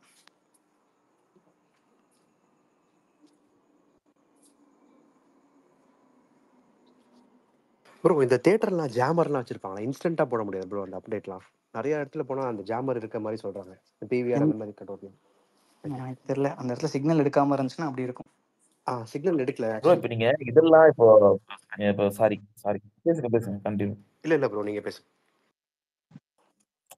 இல்ல இப்ப நீங்க சத்தியம் பிரீமியர் ஷோலாம் ஒரு டீசென்சி வேணும். பட் இருந்தாலும் சொல்ல வரேன், பிரீமியர் ஷோல கூட யாராச்சும் செல்போன்ல போட்டோலாம் எடுப்பாங்களா? அந்த பார்க்க வந்தவங்கலாம் போட்டோ எடுக்கிறது மேட்டர் இல்ல, அது அப்படியே வீடியோ எடுக்கிறது, அந்த ஓப்பனிங் சீன்ஸை டைட்டில் எடுத்து போடுறது, அதெல்லாம் பண்ணுவாங்க. இல்ல அந்த மாதிரி எடுக்க மாட்டாங்க, போட்டோ எடுப்பாங்க. அந்த டைட்டில் வருது இல்ல, டைட்டில் வர்றது போட்டோ அந்த மாதிரி எடுப்பாங்க. போட்டோ எடுப்பாங்களே தவிர வீடியோலாம் யாரும் எடுக்க மாட்டாங்க. மேஜரா பிரீமியர் படம் போகும்போது அந்த அவங்க ஈஸியா ட்ராக் பண்ணிடலாம். நீங்க நார்மலா தியேட்டர்ல வந்து படம் பார்க்கறவன் யாருன்னே தெரியாது, ஓகேவா? அவன் வந்து வீடியோ எடுத்துட்டு போனா அவன் யாருன்னு கண்டுபிடிக்க முடியாது. ஆனா இதுல வந்து யார் வந்து இப்போ 700 பேர் வராங்கன்னா இந்த 700 பேருமே ஆல்மோஸ்ட் தெரிஞ்ச ஆளுங்களா இருப்பாங்க. இல்லையா ஒரு தெரிஞ்ச ஆளுக்கு தெரிஞ்ச ஆளாக வந்திருப்பாங்க. இப்போ என் கூட என் ஃப்ரெண்ட் யாரோ ஒருத்தர் வந்திருப்பான், வெங்கட் கூட வெங்கட் ஃப்ரெண்ட் யாரோ ஒருத்தர் வந்திருப்பான். அந்த மாதிரி ஈஸியாக பிடிச்சிடலாம் ஆளை. நீ வீடியோலாம் எடுத்து ஒரு 5 நிமிஷம் வீடியோ எடுத்து போட்டுவிட்டு போயிட்டீங்கன்னா டப்புக்குன்னு வெங்கட் ஃப்ரெண்ட் எவனா ஒருத்தர் போட்டுருங்கன்னா வெங்கட்டை டக்குன்னு பிடிச்சி தூக்கி யார் போட்டதும் உன் ஃப்ரெண்டு தானே, ஃப்ரெண்டை கூப்பிட்டு அவனையும் பிடிச்சிடலாம். அதனால மேக்ஸிமம் அதை பண்ண மாட்டாங்க யாரும். இதுக்கு இந்த நடிகர் விஷால் வந்துட்டு திருட்டு விசிக்கெல்லாம் ஒரு வாட்டி பரபரப்பா பண்ண மாதிரி, இதுக்கு எதனாச்சும் ஒரு ஆக்சன் எடுப்பாரான்னு தெரியல. இதெல்லாம் பாருங்க, ஒரு விஷயம் டெக்னாலஜியை பத்தி நல்லா புரிஞ்சுக்கோங்க. அதோட பிரச்சனையை அதுவே சரி பண்ணிக்கும். குறுக்க மறுக்க வந்து இவனுங்க சம்மந்தம் இல்லாமல் நான் ஏதாவது தூக்கி நிறுத்துறேன் பிரட்டி போறேன்னு வந்து எதுவும் பண்ணாமல் இருந்தாலே தன்னால் அது சரியாயிடும். திருட்டு விசிடி ஒழிச்சாங்களா? இவங்க ஒழிக்கவே இல்லை. ஓடிடி வந்து திருட்டு விசிடி ஒழிச்சிருச்சு. அது ஓடிடி வந்து திருட்டி ஒழிச்சதுல இப்போ யாராவது நீங்க அந்த தியேட்டர் பிரிண்ட்ல படம் பார்க்குறீங்களா? எல்லாருமே ஹெச்டி பிரிண்ட்ல படம் பார்க்க ஆரம்பிச்சிட்டீங்க. ஹெச்டி பிரிண்ட்ல தான் இப்போ யாராவது அந்த தியேட்டர் பிரிண்ட்ல படம் பார்க்க விரும்புறீங்களா? விரும்பத்தே கிடையாது. அவ்வளோதான், அது ஆட்டோமேட்டிக்காக அது கம்மியாயிடுச்சு அப்படி படம் பார்க்கறது. ஸோ இது டெக்னாலஜியை சரி பண்ணிக்கும். இதை வந்து நான் உள்ள புந்து சரி பண்ணுறேன் பாரு, நான் புரட்சி பண்ணுறேன் பாரு, அது எதுவுமே பண்ண தேவையில்ல. இப்போ ஹிந்தி எதிர்க்கிறேன், ஹிந்தி கற்றவே கூடாது. நீங்கள் இப்போ டெக்னாலஜி வந்து என்னாச்சு, அவன் என்ன லாங்குவேஜில் பேசினாலுமே அது ஈஸியாக கன்வெர்ட் ஆகி வந்துட போகுது. இன்னும் 5 வருஷத்துல 10 வருஷத்துல நீங்கள் எந்த லாங்குவேஜில் வேணும் பேசு, யார்கிட்ட பேசணுமோ அதை நீ அவனுக்கு கன்வே ஆகிறதுக்கு எந்த லாங்குவேஜில் வேணும் ஈஸியாக இது பண்ணிக்கலான்னு. இப்போ இந்த மாதிரி எல்லா விஷயமே டெக்னாலஜி சரி பண்ணிக்குவோம். நீ போராடி நிறுத்த வேணாம் ராஜா, நீ தடுக்கவும் வேணாம், உன்னத்தையும் நீ மாற்றவும் வேணாம். அது டெக்னாலஜி அதோடைய பிரச்சனைகளை அதுவே சரி பண்ணி போயிட்டே இருக்கும். அந்த டெக்னாலஜி அதெல்லாம் பத்தி பேசினீங்க. இப்போ எனக்கு அப்போ டப்புன்னு வந்துட்டு கமல் சார் தான் ஞாபகம் வரும். அப்படி ஓடிடி அதெல்லாம் 10 years ago ப்ரோ, அதெல்லாம் அதுவே பண்ணிடும் ப்ரோ. அதெல்லாம் காலப்போக்கில் அது மாறிட்டே தாங்க இருக்கும் ப்ரோ. நீங்க அப்பெல்லாம் வந்துட்டு எனக்கு தெரியல, நீங்க அப்போ பிசினஸ் அதுக்கெல்லாம் வந்துட்டீங்களா 2013-14 ஏன்னா அப்போதான் பிரச்சனை எல்லாம் இருக்குமே, இந்த தியேட்டர்காரங்களாம் அவர் மேல ரொம்ப இது காண்டாலாம் இருப்பாங்கலாம் சொல்லுவாங்கல்ல. விஸ்வரூபம் டைம்ல ஆச்சா? அந்த டைம்ல அப்ப சேலத்துல இருந்தேன் நான். அவன் ஆச்சா விஸ்வரூபம் டைம்ல ஆச்சு. அப்போ அவர் என்ன கொண்டு வந்தாருன்னா டைரக்ட் ஹோம் இந்த மாதிரி கிடையாது, அமேசான் அந்த மாதிரி டைரக்ட் ஹோம் டிடிஹெச்ல வந்து 100 ரூபாய் கட்டிட்டீங்கன்னா இதே மாதிரி கொண்டு வந்தாரு. சேரன் அதுக்கப்புறம் கொண்டு வந்தாரு. சேரன் வந்து வேற ஃபார்மேட். 100 ரூபாய் கட்டிட்டீங்கன்னா வீட்டுக்கு டெலிவரி பண்றது. ஒரு சேரன் டிடிஏ விட்றேன்னாரு. ஆமா, அந்த கிஷ்டகானம்னு ஒரு கடை இருக்கும். சேரன் வந்து சிடி வந்து வீட்ல வந்து டெலிவரி பண்ணிடுவாங்க. அந்த மாதிரி ஒண்ணு. அப்பெல்லாம் சிடி வச்சு ஓட்டிட்டு இருந்தாங்க. இப்பெல்லாம் சிடியை வந்து பாத்துருக்க மாட்டாங்க நிறைய பேர். நீங்க சிடில ஏதோ பழைய படத்துல பார்த்துருந்தா உண்டு. அயன் படத்துலயும் சிடிலாம் இல்லைன்னா சேலம் ரமணா படத்துல எல்லாம் மாட்டிருப்பாங்க. ரமணா படத்துல மாட்டிருந்தா இப்போ பார்த்துருப்பானுங்க. அப்படி இல்லைன்னா முன்ன சிடியை பார்த்துருக்க மாட்டானுங்க. இப்போ இந்த ஜின்சிலாம் அப்பெல்லாம் சிடி தானே, ஒரு படத்துக்கு 3 சிடி வரும். ஃபர்ஸ்ட் 1 மணி நேரத்துக்கு ஒரு சிடி, அப்புறம் 2 ஆமா ஒரு சிடி முடிஞ்சோன்னா சிடி மாத்தி விடுறோம்னா அப்புறம் அதை எடுத்து அதை மாத்தணும்னா அடுத்து 1 மணி நேரம் கழிச்சு இந்த பிரிண்ட் ஓட்டுற மாதிரி ஓட்டிட்டு அப்புறம் டிவிடி வந்து இல்ல அப்புறம் டிவிடி வந்ததுக்கு அப்புறம் அந்த டிவிடில ஒரு டிவிடில ஒரு படம் வந்துடும். அப்புறம் அந்த ஒரே டிவிடில 4 படம் வந்துச்சு. அப்புறம் அந்த ஒரே டிவிடில 10 படம்லாம் வர ஆரம்பிச்சிச்சு. அதுக்கப்புறம் பென் டிரைவ், அதுக்கப்புறம் இப்ப டெலிகிராம் அந்த மாதிரி வந்துட்டாங்க. ஆமா, அதுக்கு முன்னாடி எல்லாம் டெக்கு சிடி இருக்கும் பாருங்க, பெரிய சிடி இருக்கும். ஷேரிட் மறந்துட்டீங்களே, ஷேரிட் படம் வச்சிருக்கியா? ஆண்ட்ராய்ட்ல ஷேரிட் இருக்கும். இன்னொன்னு ஸ்கூல் படிக்கும்போது வந்து இந்த இது வரும் எனக்கு, மோசர் பேர் அப்படின்னு சொல்லிட்டு. அதுல வந்து அது இந்த சிடில அது சிடில வேற கோடு கிடி வேணா போட்டு அந்த சிடியுமே எப்படி பண்ணுவானுங்கன்னா ஒரு சிடி தான் கிடையாது, ஒரு கடைக்கு 4 சிடி தான் வச்சிருப்பான். திருப்பி கொடுக்கணும் 25 ரூபாய். படைப்பா வருதுன்னு ஆமா, கில்லி வருதுன்னா கில்லியோட சிடி 4 தான் வச்சிருப்பான், 4 காப்பி தான் வச்சிருப்பான். அந்த 4க்குமே ஒரு கில்லி படம் பார்க்கணும்னா 3 சிடி வாங்கணும். 1 ஹவர் 3 மணி நேரம் படம்னா 1 ஹவர் ஒரு சிடில இருக்கும், விசிடில இருக்கும், அப்புறம் ஒரு விசிடில இருக்கும், அப்புறம் இன்னொரு விசிடி. அந்த 3 ஒரே கவர்ல போட்டு பேக் பண்ணி கொடுப்பான். ஒரு நாளைக்கு 20 ரூபா 25 ரூபா வாடகை. அதை வாங்கிட்டு போய் நம்ம பார்த்துட்டு திரும்ப அந்த கடையை கொண்டு போய் கொடுத்துடணும். அதை அவன் என்ன பண்ணுவான், ஏற்கனவே வாங்கிட்டு போனவன் நல்லா கோடு போட்டிருப்பான். கரெக்டா ஒழுத்தியா இருக்கும் படம், திடீர்னு நல்ல ஃபைட் சீன்ல வந்து ஸ்டக் ஆகி நின்றோம். அதுக்கப்புறம் அதை எடுத்து அதுல தண்ணி தெளிச்சு சோப்பு தண்ணி எல்லாம் போட்டு காரணம் தேய்ப்போம். லென்ஸ் கிளீனர்னு ஒண்ணு வந்துச்சு, அந்த லென்ஸ் கிளீனர் வச்சு போடுவோம். ஒரு டைகர் மாதிரி வந்து எல்லாத்தையும் வாஷ் பண்ணுவோம். அதுல இருக்க தூசத்தை தொடச்சி அதுக்கப்புறம் டிவியை பிடிச்சி உடைச்சு அப்படிலாம் பார்த்து அதுவும் திக்கி ஓடும். அப்படி இப்ப கில்லி அப்படிலாம் ஓடிட்டு இருக்காது. ஸ்டக்காய் இது என்னடா எம்சியா இருக்குன்னு அப்புறம் அவன்கிட்ட போய் சண்டை போட்டு அவன் வேற சிடியை கொடுத்து. அதே ஸ்கூல் டைம் படிக்கும்போது எவ்வளவு கஷ்டம், எவ்வளவு வாழ்க்கையில எவ்வளவு கஷ்டம் அப்பெல்லாம் படம் பாக்குறது. அதுல டைட்டானிக் சிடிலாம் வாங்குனா கரெக்ட்டா அந்த கொரியன் படம் ஜப்பான் படம் எல்லாம் பார்த்துட்டு இஷ்டத்துக்கு ரிவ்யூ போட்டுக்கிட்டு லட்சுமியா இருக்கானே அந்த மாதிரி நாங்க வாழ்ந்தோம். இவ்வளவு கஷ்டப்பட்ட வாழ்க்கையில முன்னேறி வந்திருக்கோம்.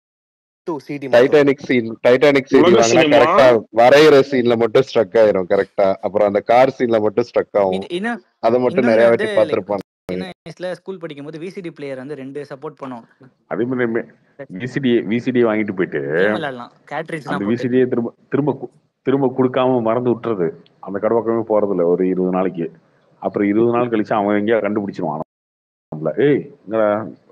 கில்லி வாங்கிட்டு போனியா, கில்லி வரவே இல்லை. ஆனா அப்படி எடுத்துட்டு வருவோம். எடுத்து வந்து 25 நாள் ஆச்சு. 25 நாளைக்கு ஒரு நாளைக்கு 20 ரூபா கணக்கு 500 ரூபா. எது 500 ரூபாயோ? வீட்டுல விசிடி பிளேயர் 350 ரூபாய்க்கு தான் வாங்கினேன். போய் அந்த பக்கம் மதுரையில நாங்கெல்லாம் வந்து ஒரு நோட் இருப்பாரு, நோட்ல வந்து அட்ரஸ் எழுதி வச்சிருவாரு.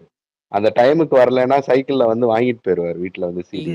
இன்னொரு பிசினஸ் கூட இருந்தா அப்ப டிவிடி டு வீடியோ டெக் பிளேயர்ல இருந்து சிடி கன்வெர்ட் பண்றது.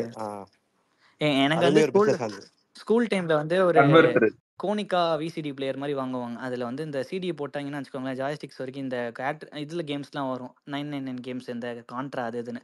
அது அப்புறம் அதுக்கப்புறம் வந்து ஃபிளாட்ல இருக்கிறவங்கலாம் வந்து எனக்கு நல்ல ஞாபகம் இருக்கு, பாஷா படம் தான் நினைக்கிறேன். அது ஒரு ரொம்ப வாட்டி ரிலீஸ் ஆயிடுச்சு. அப்போ வந்து பார்ட் 1 பார்ட் 2 3 சிடி வரும்னு நினைக்கிறேன். ஒரு வீட்டில் பார்ட் 1 பார்ட், அவன் வீட்டில் பார்ட் 1 கொடுக்கணும். அப்புறம் தான் அவன் நம்மளுக்கு பார்ட் 2 தருவான். இந்த மாதிரி ஒருத்தங்க ஒரு படம் வாங்கிட்டு எக்ஸ்சேஞ்ச் பண்ணிப்போம் அந்த சம்மர் லீவ்லலாம் வரும்போது. எல்லாமே டிவியில் போடுற படம் தான், பட் ஆனால் சம்மர் லீவில் அது பார்க்கறது வந்து பயங்கர ஒரு மாதிரி ஜாலியாக இருக்கும். ஃபர்ஸ்ட் கில்லி தான் அந்த விசிடியில் பார்த்ததுலாம். ஐயோ இவர்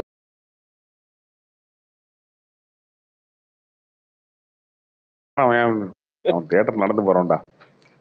வேட்டையாடு விளையாடு படம்லாம் வேற வீட்டுல அத்தை வீட்டுல வாங்கிட்டு பயந்து அங்க அவங்க வீட்லயே நைட்ல ஒரு நாள் ஸ்டே பண்ணி அதுல அந்த இவரு என்ன அந்த டேனியல் பாலாஜி, அந்த சீன்லாம் ஐ மீன் அதெல்லாம் பிடிசிடினா அது ஞாபகம், என்னோட ஞாபகம்.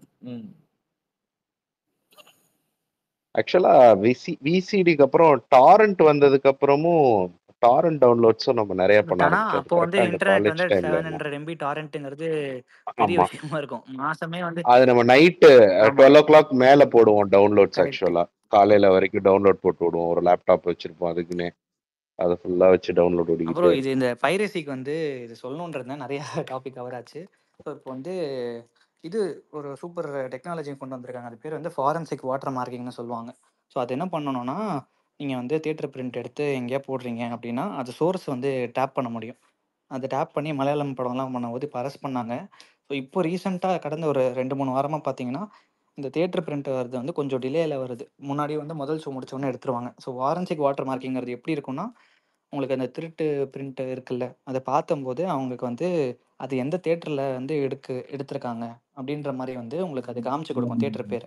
ஒரு தியேட்டருக்கு வந்து ஸ்க்ரீனில் ப்ரொஜெக்ட் ஆகும்போது ஒரு ஒரு வாட்டர் மார்க் மாதிரி இருக்கும். ஆனால் நம்மளுக்கு விசிபிள் ஐக்கு தெரியாது. பட் அவங்களால அதை யூஸ் பண்ண முடியும். ஸோ இது வந்து இன்னைக்கு இது ஸ்டார்ட் ஆயிருக்கு. ஒரு 5 இயர்ஸ் டவுன் த லைன் வந்து அந்த தியேட்டர் பிரிண்ட்டுக்கும் ஒரு பெரிய ஃபுல் ஸ்டாப்பாக இருக்கிறது வந்து பாசிபிள் தான். ஃபாரன்சிக் வாட்டர் மார்க்கிங் இது ஆமா பண்ணுறது வந்து கியூப் தான் பண்ணுறாங்க. அது செம மாஸ்டரான ஒர்க். ஆமா. ஆனா தியேட்டர் கேபின்ல எல்லாம் வச்சு எடுத்தா ஓகே. பட் இவங்க செல்போன் எடுத்துட்டு இப்ப ரிலீஸ் பண்ணி இல்லை விட்டு நீங்கள் போயிடுறாங்க. நீங்கள் அதான் செல்ஃபோனில் தடுக்க எடுக்கும்போது முடியாது. தான் அந்த ஸ்க்ரீன்லேருந்து எடுக்கிறீங்கல்ல, அந்த வீடியோ பிரிண்ட்டை தான் நீங்கள் டாரண்ட்லேயோ தமிழ் எம்வியோ டெலிகிராம்லேயோ சர்க்குலேட் ஆக போகுது. அந்த வீடியோ ஃபுட்டேஜை டவுன்லோட் பண்ணிவிட்டு இவங்க வந்து அந்த ஸ்க்ரீனரில் போட்டாங்கன்னா எந்த தியேட்டருக்கு வந்து அந்த ஐடி நம்பர் கொடுக்கப்பட்டுச்சோ அந்த தியேட்டர்லேருந்து தான் இவங்க வந்து ஷூட் பண்ணியிருக்காங்கன்னு ஸ்பாட் பண்ணிவிட்டு ஒரு 3-4 படமாக வாட்ச் பண்ணி ஒரே தியேட்டரில் கேரளாலேருந்து நிறைய தமிழ் படங்கள் வந்துட்டே இருக்குன்னு சொல்லிட்டு அவங்கள வாட்ச் பண்ணி தங்கலான் ரிலீஸ் அன்னைக்கு அதை ரெட் ஹேண்டடாக பிடிச்சிருக்காங்க. பேசாம நம்ம வந்துட்டு வெளிநாட்டுல பண்றாங்களா? வெளிநாட்டுல அப்படி பண்ண மாட்டாங்க. நம்ம எப்படி கார்பரேட் ஆபீஸ்ல சில ரொம்ப செக்யூர்டு ப்ராஜெக்ட்ல எல்லாம் இருந்தாலும் செல்போனை வந்துட்டு செக்யூரிட்டி கொடுத்து டோக்கன் வாங்கிட்டு போகணும். பாசிபிளே இல்லை. அந்த மாதிரி வைக்கணும் இவங்க எல்லாம். சொல்றேன் இவங்க எல்லாம் செல்போனை வச்சுட்டு இவங்க படாபடுத்துற. முன்னாடிலாம் ஒரு 5-6 வருஷம் முன்னாடி கூட நம்ம மதுரையில தங்கரிகள் தேட்டர் எல்லாம் கூட செல்போன் எடுத்தாலே வருவாங்க, உள்ள வைங்க அப்படின்னு. இப்பெல்லாம் எல்லாம் கண்டுக்கிறது இல்லை. அவங்களால முடியல, அடிதடி ஆயிடுது. என்ன பண்ற? பட் ரொம்ப ஒரு மாதிரி இரிட்டேட்டிங்கான ஒரு இதுவா இருக்கு. இல்லை அதெல்லாம் பாசிபிள் இல்லை. பட் இந்த ஃபாரன்சிக் வாட்டர் மார்க்கிங் இன்னும் கொஞ்சம் பெட்டராகி எல்லாருக்கும் பயம் வந்துடும். பிரிண்ட் போட்டால் இந்தியாக்குள்ளேருந்தோ இல்லை எங்கேருந்தோ பிரிண்ட் போட்டால் பயமாகும். ஓவர்சீஸில் வந்து உங்களால் செயின் பிரேக் பண்ணுறது கொஞ்சம் கஷ்டம் தான். எங்கே எடுத்து டேப் பண்ணி ஒரு கண்ட்ரிக்கு ஒரு ரூல் பாலிசி எல்லாமே இருக்கும். அவன் கண்ட்ரியில் இருக்கிறவன் வந்து நம்ம மொழி பேசாதவன் அதை பெருசாக கண்டுக்க மாட்டான். அந்த மாதிரி நிறையா வந்து பிரச்சனைகள் இருக்கும். பட் ஆனால் ஒரு 5 இயர்ஸ் டவுன் த லைன் எல்லாமே பாசிபிள் தான். 2024 செப்டம்பரில் இப்போ இது ஆரம்பிச்சிருக்குன்னா இது பெட்டராக தான் ஆகும். இன்னும் கொஞ்சம் லீகலாக பெட்டராக இருக்கும். பட் ஸ்டில் நம்ம எப்படி பண்ணாலும் நம்ம வழி கண்டுபிடிச்சிட்டு தான் இருப்போம். ஒரு கம்யூனிட்டி ஹோல்டாக எல்லாமே வந்து 28 நாள் நல்ல பிரிண்ட்டு தான் பார்ப்போன்ற மாதிரி ஒரு மைண்ட் செட் வரும்போது தேட்டர் பிரிண்டெல்லாம் பயங்கர வந்து கேவலமாக பார்க்க ஆரம்பிச்சு இதெல்லாம் என் படம் பார்ப்பான்ற போது தான் அது எராடிகேட் ஆக ஸ்டார்ட் ஆகும். அது ஓடிடி வந்ததுக்கப்புறமா ஒரு சாலிட் பர்சன்டேஜாக வந்து கன்வெர்ட் ஆயிருக்கு. பட் பிரிண்ட் கம்ப்ளீட்டாக போகணும்னு இன்னும் கொஞ்சம் பெட்டர் ஆகும். 28 டேஸை கொஞ்சம் குறைச்சா இன்னும் குறையும் ஆக்சுவலா. நேத்துக்கு ஏதோ தியேட்டர் ஒரு 2 நாள்ல விட்டோம்னா நீ டெலிகிராம் டவுன்லோட் பண்ணி பார்த்துட்டு போயிருவ. இல்ல ஓடிடில விடுங்க, சப்ஸ்கிரிப்ஷன் போட்டு லீகலாவே பாக்குறோம். 15 நாள்ல விடுங்க, 28 நாளைக்கு பதிலா. இப்போ இன்னைக்கு பிசினஸ் மாடலாவே நம்ம வந்து பயங்கரமா மாறிடுச்சுல. இப்போ வந்து நிறைய தெலுங்கு படங்கள் மலையாளம் படங்களுக்கு வந்து நம்ம எக்ஸ்போஸ் ஆக ஆரம்பிச்சிருக்கோம் இன்டர்நெட் பயங்கரமா ஆனதுக்கு அப்புறம். ஒரு 10 வருஷம் முன்னாடி ஜூனியர் என்டிஆர் படம் வந்து தமிழ் டிப்பிங்கில் ஒரு ஓப்பனிங் வரும்னு சொன்னால் நம்ம அதை எப்படி ஆன்டிசிபேட் பண்ணியிருப்போம்னு தெரியாது. பட் இன்னைக்கு அது பாசிபிள். ஸோ எப்படி ஆகும்னா பெரிய படங்களுக்கு வந்து வேறு லாங்குவேஜ்லையும் டப் பண்ணி ஒரு மார்க்கெட் ஓப்பன் ஆகும். சின்ன படங்கள் வந்து அதுக்கான சர்வைவல் வந்து பெட்டராக தேடிக்கும். கார்த்தி ப்ரோ, இப்ப தமிழ் படங்கள்ல நல்லா 2 வாரம் தானே ஓடுது படம். ரொம்ப பெரிய நல்ல பிளாக் பஸ்டர் மூவி தான் 3 வாரம் ஓடுது. பாக்கி எல்லா படமும் 2 வாரம் தானே ஓடுது. ஒரு கரெக்டாக 2 வாரம் தேட்டரில் ஓட்டிட்டு 15 டேஸ்க்கு அப்புறம் கொடுத்துட்டீங்கன்னா நம்ம லெஜிட்டிமேட்டா ஓடிடிலே பார்த்துட்டு போயிடும். எதுக்கு 28 டேஸ் வரைக்கும் வெயிட் பண்ணணும்? என்ன பிரச்சனைனா இப்போ லப்பர் பந்து படம் 4 வாரம் அப்படி இல்லை ஓடுமா இல்லையான்னு உங்களுக்கு தெரியுமா? அப்போ அப்படி இல்லை, எல்லா படத்துக்கும் காமனாக ஒரு ரூல் போடணும், அவ்வளோதான். அப்படி தான் போட முடியும். படத்துக்கு படம் ஒன்றும் போட முடியல. இப்போ ரப்பர் பந்தனா 4-5 வாரம் ஓடும். மகாராஜா 7-8 வாரத்துக்கு மேலே ஒன்றுச்சு, 100 நாள் கிட்ட ஒன்றுச்சு. இப்போ ஒரு சில படம்லாம் 4 நாள் தாண்டது இல்லை. அந்த படம் தான் நீங்கள் சொல்கிற மாதிரி அடுத்த வாரமே பண்ணலாம். பட் அப்படி நம்ம ரூல் போட முடியாது. காமனா ஒரு ரூல் தானே போட முடியும் எல்லாருக்கும். இப்போ நார்த் இந்தியாவில் 8 வாரம் வச்சிருக்காங்க. வேர்ல்டு வைடா கிட்டத்தட்ட 4 வாரம் தான் நினைக்கிறேன். 4 வாரம் தான் வேர்ல்டு வைடா வச்சிருக்காங்க.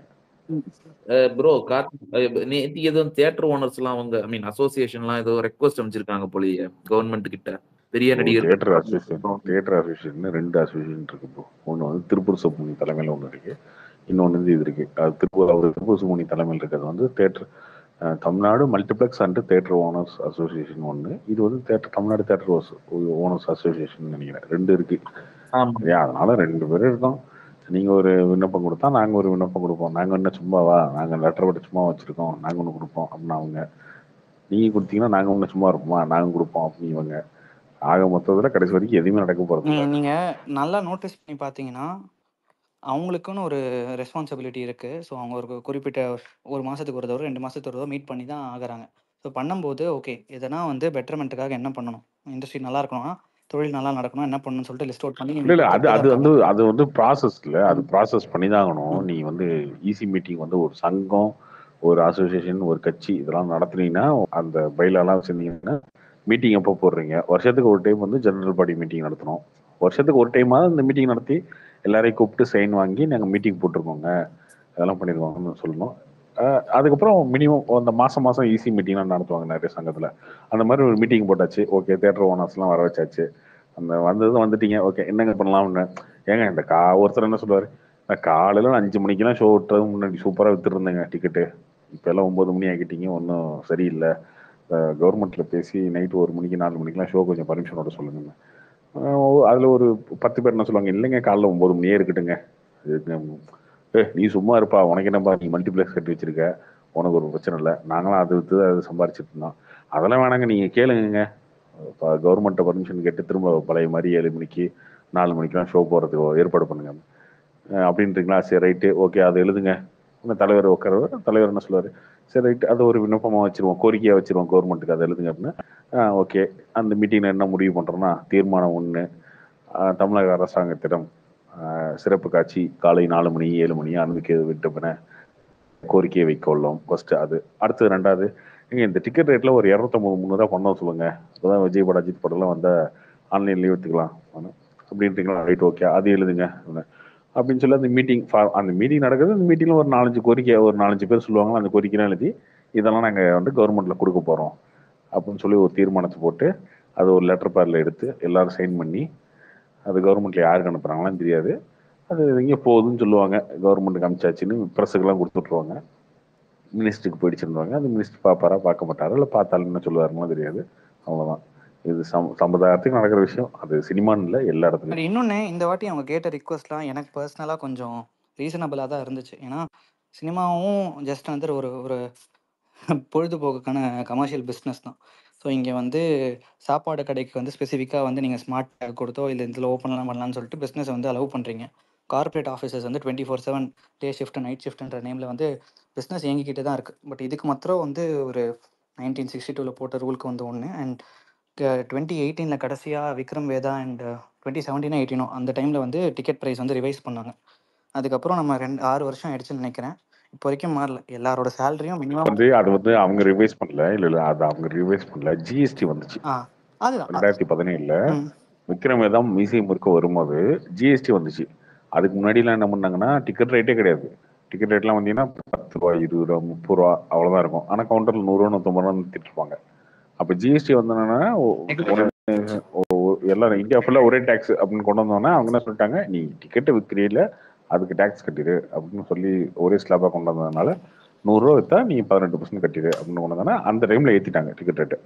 சரி ஓகே 100 ரூபா விற்கிறீங்க, 100 ரூபா ப்ளஸ் 18 120 120 ப்ளஸ் 18 148 அந்த மாதிரி டிக்கெட் ரேட்டை அப்போ ஏற்றினாங்க அந்த டைமில். அதை ஏற்றிட்டு என்ன பண்ணிட்டாங்க, லோக்கல் பாடி டேக்ஸும் போட்டு விட்டாங்க 10%. கார்த்திக் சார், ஒரு பயங்கரமான ரூல் இருந்துச்சு கர்நாடகால, தெரியுமா உங்களுக்கு? 2003 கரெக்ட் ப்ரோ. இப்ப யாரும் படம் பார்க்க வர மாட்டாங்க அப்படின்றாங்க.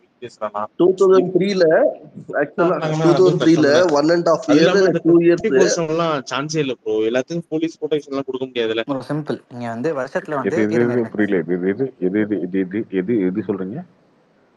இல்ல இந்த 24/7 எல்லா ஊர்லயும் இது பாசிபிள் கிடையாது. வருஷத்துல வந்து 24/7 தேவையில்லைங்க. 24/7 எவனும் படம் பார்க்க போறது இல்லைங்க. ஆளே இல்லாம தான் ஓடிட்டு இருக்கு, ஷோ பிரேக் ஆயிட்டு இருக்கீங்க. செவ்வாய் படம் ரப்பர் பந்து மாதிரி ஏதோ ஒரு படம் வந்தா வராங்க, இல்லைன்னா அதுவும் வரமாட்டாங்க. அதனால 24/7 தியேட்டர் நடத்தவும் இவங்களால முடியாது. இல்ல என்னன்னா ஸ்பெஷல் கார்த்திக் சார் இப்போ தீபாவளி கர்நாடகா என்ன பொங்கலுக்கு கொடுக்குறீங்களே பண்ணாங்கன்னா 5 ஷோ போட்டுக்கலான்னு கொடுக்குறீங்களே அது கொஞ்சம் எக்ஸ்டெண்ட் பண்ணி கொடுக்கலாம். 5 ஷோன்றது வந்து காலையில 7 மணிலேருந்து நைட்டு 1 மணி 2 மணி அந்த மாதிரி கொடுக்கலாம். 24/7 கொடுக்க வேண்டிய அவசியம் இல்லை. இல்ல அப்படியே இருந்தாலுமே வந்து 24/7 எல்லா டெய்லியும் வந்து ப்ரொடெக்ஷன்லாம் கொடுக்க போறது இல்லை. வருஷத்துல 3 படம் 4 படத்துக்கு தான் உங்களுக்கு அது தேவைப்பட போகுது. அதுவுமே ப்ராப்பராக லோக்கல் போலீஸ் ஸ்டேஷனில் போய் பர்மிஷன் போட்டு அவங்க பந்தோபஸ்து வாங்கி அப்படி தான் பண்ணுறாங்க. இப்போ ஊர் திருவிழா நடத்துறீங்கன்னா அது நடத்துறீங்க அந்த மாதிரி நடத்துறது தானே, போய் பர்மிஷன் கேட்டு அதே மாதிரி தானே எக்ஸிக்யூட் பண்ணுறீங்க. ஸோ அதுக்கு அதை கம்பேரிசன் பண்ணுறது இல்லை, பட் ஜென்ரலாக சொல்கிறேன் அது பாசிபிள் தான், தேவைன்னா பண்ணிக்கலாம். ஆக்சுவலி கேஜிஎஃப் என்ன பத்ரி என்ன கொடூரமான சட்டம் என்ன கொடூரமான சட்டம் அதான் சொல்ல அது தெரிஞ்சா யாருக்கும் தெரியாதுன்னு நினைக்கிறேன். இப்போ என்னன்னா 7 வீக்ஸ் ஆயிட்ட பிறகு தான் படம் ரிலீஸ் பண்ணுவாங்க. எல்லா படமும் கன்னடா படம் விட்டு. ஆமா ஆமா நான் கேள்விப்பட்டிருக்கேன், பட் 7 வீக்ஸா தெரியல. மத்த லாங்குவேஜ் படத்தை தமிழ் படம் இங்க வந்து ஒரு மாசம் கழிச்சு தான் வந்து பெங்களூர்ல ரிலீஸ் ஆகும். 1 மாசம் இல்ல 7 வீக்ஸ்.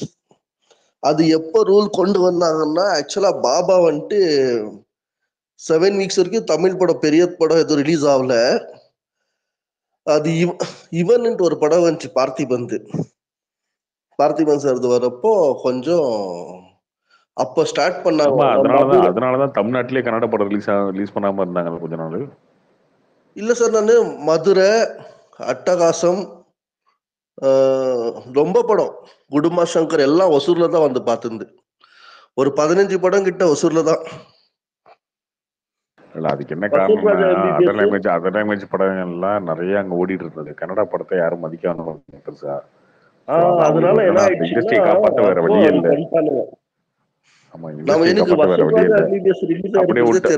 அப்படியே விட்டோம்னா இந்த கர்நாடகா ராஜ்யோத்சவ அன்னைக்கு எந்த லாங்குவேஜ் படமும் ஓடாது, கன்னடா படம் மட்டும் தான் போடுவாங்க. ஆக்சுவலா இல்ல ஓடுது. அது ஒரு 7-8 years மெயின் தியேட்டர்ல மட்டும் தான் ஓடாது, மிச்ச தியேட்டர்ல தமிழ் லாங்குவேஜ் எல்லாம் ஓடுது. இல்ல நான் மைசூர்ல தான் இருந்தேன். 2009ல இருந்து 17 வரைக்கும் இருந்தேன் அங்கதான். இல்ல அது மெயின் தியேட்டர்ஸ் மட்டும். ராஜ்யோத்சவ அன்னைக்கு ஒன்லி கன்னடா மூவிஸ் தான் ஓடும் எல்லாத்துக்கும். இல்ல தமிழ் படம் எல்லாம் ஓடி இருக்கு. இப்ப தீபாவளி வருது, பார்க்கவே படம் இருக்காதுங்க ஆக்சுவலா. அப்ப இல்ல தீபாவளி வருதுனால கன்னடா படம் போட மாட்டாங்க. அது என்னன்னா ஒரு ஷோவோ இல்ல ஒரு மெயின் தியேட்டர் மட்டும் தான், ஊர்வசி அந்த மாதிரி மட்டும் தான் போடுவாங்க. தமிழ் தியேட்டர்ஸ்ல எல்லாம் நார்மலா தமிழ் தான் ஓடும். நான் மைசூர்ல சொல்றேன், மேபி பெங்களூர்ல இருக்கும். நான் மைசூர்ல இருந்தேன் ஆக்சுவலா. மைசூர்ல எல்லாம் கன்னடா தான் ஓடுவோம். ஆமா ஒன்லி தான் ஓடும். பெங்களூர்ல வந்து நான் அப்ப அந்த டைம்ல என்ன பண்ணுவாங்கன்னா, வீக்கெண்ட்ஸ் வந்து சாட்டர்டே சண்டே வந்து தமிழ் தெலுங்கு மூவிஸோட டிக்கெட் வந்து ரொம்ப அதிகமா இருக்கும். நான் சொல்றது 2011ல வந்து அப்ப இந்த 10-11 அந்த டைம்ல தான் மதராசப்பட்டினம் வந்துச்சு. ஸோ அப்போ வந்து நான் மதராசப்பட்டினம் நான் கோரமங்கலம் ஒரு மால்ல பார்த்தேன். அப்போ ஒரு டிக்கெட் பிரைஸ் வந்து 280. பிவிஆர்ல தான். ஆனா அப்ப அதுவும் தெலுங்கு மூவிஸும் அந்த பிரைஸ்ல இருக்கும் வீக்கெண்ட்ஸ். ஆனா அதே நீங்க கன்னடா மூவி பாத்தீங்கன்னா 190-200 தான் இருக்கும் வீக்கெண்ட்ஸ். ஆக்சுவலா அவங்க ப்ரொமோட் பண்றதுக்காக கன்னடா மூவிக்கு இன்னும் கம்மி இருக்கும் சார். நான் ஆக்சுவலா பிவிஆர்ல 2 years வேலை பண்ணேன் ஸ்டார்டிங்ல. அங்க நான் இன்டர்வியூ போய் பாஸ் ஆன உடனே என்ன தெரியுமா சொன்னாங்க, அவங்க பார்ட் டைமா தான் பண்ணேன். தெலுங்கு மூவிஸ் வந்துட்டு தெலுங்கு ஒரு ஃபேமிலி வந்துட்டு 14 படம் பாக்குறாங்க ஒரு 1 yearல. ஆவரேஜ் ஒரு குடும்பம் ஒரு ஃபேமிலி வந்துட்டு 14 படம் பார்க்குவாங்கன்ட்டு அப்ப சொன்னாங்க எனக்கு. கன்னடா படம் வந்தா கேன்டீன்ல காசு கம்மியாகும், கேன்டீன்ல இது பிசினஸ் கம்மியாயிடும், அந்த மாதிரி நடக்கும். 100 rupeesக்கெல்லாம் வைத்திருக்காங்க டிக்கெட்டு. சிவாஜி படத்துக்கெல்லாம் 26 ஷோஸ் ஒரு நாளைக்கு. பக்கத்துல ஒரு இது நான் அப்ப வேலை செய்யறேன், அப்பவே பிளாக்ல வித்திருக்காங்க 26 ஷோஸ். எல்லா ஸ்கிரீன்ல மார்னிங் ஷோ வந்துட்டு சிவாஜி போட்டாங்க. அது இன்னொன்று சுதீப் ஒரு படம் சாந்தி நிவாசான்னு ஒரு ரிலீஸ் ஆச்சு, அதுக்கு ஒரு 2 ஸ்கிரீன் கொடுத்துட்டு மிச்சம் எல்லாமே இதுதான். லிங்கா வரைக்குமே அப்படிதான் இருந்துச்சு. லிங்காலாம் வந்து மைசூர்ல எல்லாம் இந்த டிஆர்சின்னு ஒரு மால் இருக்கும், அங்க எல்லா ஆல் ஷோஸ் லிங்கா தான் போட்டாங்க. ஏதோ 1-2 ஷோ மட்டும் தான் வேற படம் ஓடிச்சு. இப்பதான் சார் இதெல்லாம் இப்போ 1000 ரூபாய் 2000 ரூபான்னு சொல்றாங்கல்ல டிக்கெட். அதுதான் பெரிய விஷயமா நடக்குது. ஆனா ரஜினி படத்துக்கள் தலைவர் படத்துக்கெல்லாம் அப்பவே 2000 ரூபாய்லாம் விற்குவாங்க இங்கேயே. இன்னொருத்தர் மெசேஜ் பண்ணியிருக்காரு, நான் ப்ரீஃப் பண்ணுறேன். ஸோ 2018 அப்புறமா வந்து டிக்கெட் ரிவைஸ் ஆகலை, பட் பயங்கரமாக வந்து எல்லாரோட சேலரிஸு, மார்க்கெட் ஸ்டாண்டர்ட்ஸ், இன்ஃப்ளேஷன் எல்லாமே மாறிடுச்சு. அப்போ பே பண்ணிட்டு இருந்த பில்ஸ் எல்லாமே. ஸோ தேட்டர் டிக்கெட் மாத்திரம் 210 ரூபா தாண்டவே இல்லை. இது வந்து ஒரு அப்பர் கேப் மாதிரி வந்து எதாவது நம்பர்ஸ் கொடுத்துட்டாங்கன்னா சின்ன படங்களுக்கு அதுக்கு நாமினலாக என்ன டிக்கெட் செல் ஆகும், 120 ரூபா 150 ரூபா, அதுக்கு அது கேப் பண்ணிவிட்டு பெரிய படம் வரும்போது அதுக்கு ஒரு அப்பர் லிமிட்டாக வந்து என்ன பெட்டராக போகுமோ அந்த மாதிரி பண்ணிக்கலாம். ஸோ யார் எல்லா இடத்துலையுமே அவைலபிளாக தான் இருக்கும். யார் எதை ப்ரிஃபர் பண்ண முடியுமோ அதை ஆஃப் பண்ணிப்பாங்க. அண்ட் இன்னொன்று, தமிழ்நாட்டில் பயங்கரமாக அந்த ரிக்ளைனர் சீட்ஸு, நல்லா சொஃபஸ்டிகேஷன் தியேட்டர்ஸ் அந்த மாதிரி ரொம்ப ரொம்ப ரொம்ப கம்மி ஆகிடுச்சு. அதனால கம்மியில் இல்லவே இல்லை, நிறைய பேர் ட்ரை பண்ணாங்க. இல்லவே இல்லை, கம்மி இல்லை, இல்லவே இல்லை. இல்ல அப்பவே யாரோ சொன்னாங்க பெங்களூர்ல வந்துட்டு அது பிவிஆர்ல மட்டும் தான் நடக்குது கார்த்திக் சார். வேற நானும் அதே கம்ப்ளைண்ட் கூட பண்ணலாம்னு நினைச்சிட்டு எப்படி யோசிச்சேன்னா, அது இப்போ இன்னைக்கு இப்போ மகாராஜா படம் ரிலீஸ் ஆயிருக்கு, 3 o'clock ஷோ சண்டே. அவன் ஓப்பனிங் டிக்கெட் வந்துட்டு 210 வித்துருக்கான். நான் போலான்னு பார்த்தேன், சாட்டர்டே பாக்குறேன் அந்த டிக்கெட்டே 330 திரிய சண்டே பாக்குறேன் இன்னொரு 4-5 சீட் இருக்கும்போது 350. அது ஒரு பிவிஆர்ல தான் நடக்குது. அது கோரமங்கலா பிவிஆர் மட்டும்தான், வேற எந்த பிவிஆர்லும் நடக்கல, எந்த ஐநாக்ஸ்லயும் நடக்கல. ஒரு பிவிஆர்ல யாரோ சொன்னாங்க அப்பவே, அது உண்மைதான். அது ஒரு பிவிஆர்ல மட்டும் தான் அந்த மாதிரி. கோரமங்கல பிவிஆர் அப்ப நான் தான் சொல்றேன்ல, மதராசப்பட்டினம் வந்தப்பே ஒரு டிக்கெட் ரேட்டு 270 rupees. எனக்கு நல்லா ஞாபகம் இருக்கு சார். அங்க இன்னுமே ஏமாத்துவாங்க. நான் அங்கதான் வேலை செய்தேன், அது இன்னுமே ஏமாத்துவாங்க. பயங்கர காஸ்ட்லி அது. ஆக்சுவலா நான் பார்த்து மிரண்டுட்டேன், என்னடா 270 ரூபா வாங்குறீங்க அப்படின்ட்டு. ஜில்லுன்னு ஒரு காதல் படத்துக்கு ஒரு கார்பரேட் கம்பெனி புக் பண்றானோ. இப்போ பாப்கார்ன் எல்லாம் குடிக்கிறீங்களே, இப்போ பாப்கார்ன் இதெல்லாம் எடுக்கிறீங்கல்ல, பெப்சி எல்லாம், அது வந்துட்டு அங்க வேலை செய்யறவங்களுக்கு வந்துட்டு அதுதான் கவுண்ட். அந்த பேப்பர் தான் கவுண்ட். அந்த கிளாஸ் பேப்பர் கவுண்ட். அது இப்ப குடிச்சிருக்காங்க. அது பிளாக் பண்ணிருக்கிறவங்க வந்துட்டு வித் பாப்கார்ன் அண்ட் பெப்சி பண்ணிருக்கிறது, அது குடிச்சிருக்கிறது எடுத்துட்டு வந்து இவனுவோ வேறவங்களுக்கு கொடுத்துருக்கானு. இது இப்பவுமே நடக்குது. நீங்க சொல்றது ஓகே தான், பட் அது ஒரு மாதிரி பேனிக் கிரியேட் ஆகும். அது ஒரு பிராண்டையும் ஸ்ட்ரெயிட்டா இது பண்ற மாதிரி இது தெரியல. மற்றது இல்ல எல்லா தியேட்டர்ல இது நடக்குதுன்னு தான் சொல்றேன் நானு. அது எதுவும் பண்ண முடியாது நம்ம. வெங்கட் ப்ரோ, நீங்க ஒரு விஷயம் சொன்னீங்கல்ல, தமிழ்நாடு தியேட்டர்ஸ்ல ப்ரொஜெக்ஷன் சவுண்ட் சிஸ்டம்லாம் நல்லா இருக்குன்னு கண்டிப்பா சொன்னீங்க. பெட்டர் தான். பட் நீங்க அது நல்லா இருக்கு, ஐ டு அக்ரி. ஆனா சீட்டிங் பாத்தீங்களா, இப்ப இந்த நான் மல்டிப்ளெக்ஸ் தியேட்டர்ஸ் இருக்குல்ல, இப்ப நீங்க ஜிகே, காசி, இந்த மாதிரி பெரிய ராக்கி, இந்த மாதிரி தியேட்டர்ஸ்லாம் போனீங்கன்னா உங்களுக்கு அந்த சீட்ஸ் அவ்வளவு கம்ஃபர்டபுளாவே இல்ல. பாத்தீங்கன்னா உங்களுக்கு வந்து லெக் ரூம் ரொம்ப கம்மியா இருக்கும். 120 ரூபா கொடுக்குற டிக்கெட்டுக்கும் 190 ரூபா டிக்கெட் கொடுக்கறதுக்கும் இந்த வித்தியாசம் இதுதான், சரிங்களா? ஸோ இவங்க இப்போ ஜிகே வந்து அவங்க சிங்கிள் ஸ்க்ரீனா இருந்துட்டு இல்ல சிங்கிள் ஸ்க்ரீனா இருந்துட்டு 2 ஸ்க்ரீனா கன்வெர்ட் பண்ணியிருக்காங்க. காசி பழைய தியேட்டர், அது பழைய தியேட்டர் 800 கெப்பாசிட்டியை ரெனோவேட் பண்ணி 560 கொண்டு வந்திருக்காங்க, சரிங்களா? ஸோ ஒரு தியேட்டருக்கு நிறைய மல்டிபிள் கன்ஸ்ட்ரெயின்ஸ் இருக்கும். நீங்க சொல்றது எல்லாமே பழசா இருந்து ரெனோவேட் பண்ண தியேட்டர் தான், கரெக்டா? நீங்க வந்து ஏதாவது புதுசா பில்ட் பண்றாங்க, அந்த மாதிரி புதுசா பில்ட் பண்ற தியேட்டர் அந்த கம்ப்ளைண்ட் ஏதாவது இருக்கா? நீங்க சொன்னது எல்லாமே வந்து 2000ஸ்ல இருந்து எல்லாமே ரெனோவேட்டட் தான். அது ஆமா, புது தியேட்டர்ஸ்ல பண்ணும்போது இல்ல. இருந்த கெபாசிட்டிக்கும் இன்னைக்கு ரெடியூஸ் ஆன கெபாசிட்டிக்கும் அவங்களும் பிசினஸ் ரன் பண்ணணும், சரிங்களா? பட் ப்ரோ 200 தான் எல்லாத்துலயும் போடுறாங்க, ஏன் 150 கூட வச்சுக்க மாட்டாங்களா? போறதே கஷ்டமா இருக்கு. சரி, நாங்க ஃப்ரெண்ட்ஸ் எல்லாம் எவ்ரி வீக்கெண்ட் ஆனா கிட்டத்தட்ட ஒரு 2015 எவ்ரி வீக்கெண்ட் ஃப்ரெண்ட்ஸ் இல்ல ப்ரோ சொல்லிடுறேன், எவ்ரி வீக்கெண்ட் ஆனா ஃப்ரெண்ட்ஸ் எல்லாருமே வீக்கெண்ட் ஆனால சினிமாக்கு போகணும் தான். சாட்டர்டே நைட் போயிட்டே இருப்போம். இப்பெல்லாம் சினிமாக்கு போறதை நாங்க யோசிக்க வேண்டியதா இருக்கு. பாரபட்சமே இல்லதான். எல்லா படத்துக்கும் 200 போட்டுறாங்க. எல்லா படத்துக்கும் 200 போட்டா பெரிய படத்துக்கு மட்டும் இல்ல ப்ரோ, பெரிய படத்துக்கு மட்டும் 200 போட்டா பரவாயில்ல, எல்லா படத்துக்கும் 200 1 வீக் ஃபுல்லா 200 போடுறாங்க. சரி இருங்க நான் கரெக்டா சிம்பிளா 3 கேள்வி கேட்கறேன். இல்ல ஒரு நிமிஷம். உங்க பிரச்சனை அது கிடையாது. 200 100 பிரச்சனை இல்லை. 5-6 வருஷம் ஆச்சு இல்ல, அவன் கல்யாணம் ஆகி செட்டில் இருந்திருப்பான். திரும்ப அதே மாதிரி உங்களோட வந்து படத்துக்கு சுத்திட்டு இருக்க முடியாதுல்ல ப்ரோ. இல்ல ப்ரோ, நாங்க சினிமா ஏரியா ப்ரோ, வடபழனி தான். நாங்க ஃபேமிலியோடவே போயிட்டு இருப்போம். நைட் ஷோ தான், சாட்டர்டே நைட் சண்டே நைட் போயிட்டே இருப்போம். இருங்க நீங்க அட்ரஸ் பண்ற இஷ்யூ புரிஞ்சிச்சு. 2015 வந்து டிக்கெட் பிரைஸ் வந்து 80 ரூபா 90 ரூபா 100 ரூபா. இல்ல சரிங்களா? 2018 வரைக்குமே நான் சொல்றேன். இருங்க நான் கேட்டு முடிச்சிடுறேன். அன்னைக்கு எல்லா வாரத்துக்கும் 200 ரூபா என்னென்ன படம் போனீங்க? வருஷத்துல 55 வாரம் இருக்கு. 55 வாரத்துல யாருமே 200 ரூபா வைக்க மாட்டாங்க. அண்ட் 2015ல ஒரு படம் ஒரு தியேட்டர்ல போடுறாங்கன்னா குறைஞ்சது 30 நாள் ஓடும். சரிங்களா? வாரம் வாரம் ஒரே படத்துக்கு காசு கொடுத்து பார்ப்பீங்களா? வடபழனியில் ஏரியா இருந்துச்சு. இன்னொன்று, அந்த டைம்ல உங்களுக்கு வயசு என்ன இருக்கு? அந்த டைம் உங்களுக்கு எவ்வளோ ஃப்ரீ டைம் இருந்துச்சு? அன்னைக்கு எவ்வளோ ரெஸ்பான்சிபிலிட்டி இருந்துச்சு? கட் பண்ணா இன்னைக்கு பாருங்க, 2015க்கும் 2024 கிட்டத்தட்ட எவ்வளோ 9 வருஷம் ஆச்சு. சரிங்களா? இன்னைக்கு எவ்வளோ ரெஸ்பான்சிபிலிட்டி இருக்கு? இன்னைக்கு என்ன வேலையில இருக்கீங்க? இல்ல வடபள்ளி கமலாலாம் 120 ரூபா அதுதான் தான் இல்ல டிக்கெட். 110 2015ல 80 ரூபா 90 ரூபா இது ரெண்டு தான் டிக்கெட் பிரைஸ். ஐஸ்கோன் வடபழனில ரொம்ப இல்ல இப்பயுமே வடபழனி 120, கமலால 120 தான் டிக்கெட். அதை தாண்டி உதயத்திலேயே அந்த ரேஞ்சு தான் டிக்கெட். உதயத்திலேயே 100 ரூபா 120 ரூபா தான் அதை டிக்கெட். தாண்டி 2015ல நீங்க ஸ்டூடெண்டா இருந்திருக்கலாம், இல்ல வேலைக்கு போன புதுசுல ஒரு காசில பெரிய படத்துக்கு நீங்க வீக்கெண்ட்ல அந்த மாதிரி டைம்ல தானே, மீதி டைம்ல 120 தானே விற்கிறீங்க 110 ரூபா. 110 விற்கிறாங்க. இல்ல ப்ரோ, ஃபர்ஸ்ட் வீக் ஃபுல்லாவே 200. ஃபர்ஸ்ட் வீக் ஃபுல்லாவே 200 தான் எல்லா படத்துக்கும் போடுறாங்க. இப்போ இந்த இல்லைங்க, அது கூட்டம் வரும்போது அது போடுறாங்க 190. கம்மியா இருக்கும்போது அது போடுறாங்க. ப்ரோ ஆனா ஏஜிஎஸ் மதுரவாயில் ஏஜிஎஸ்லாம் 190 தான். எந்த படம்னாலும் 190 பிளஸ் அது டாக்ஸ் வந்து தான். மல்டிப்ளெக்ஸ், அவங்களுக்கு அந்த ரேட் வந்து நிர்ணயம் வச்சிருக்காங்க. ஆக்சுவலா என்னன்னா அவங்க 190 வைக்கலாம் ப்ரோ.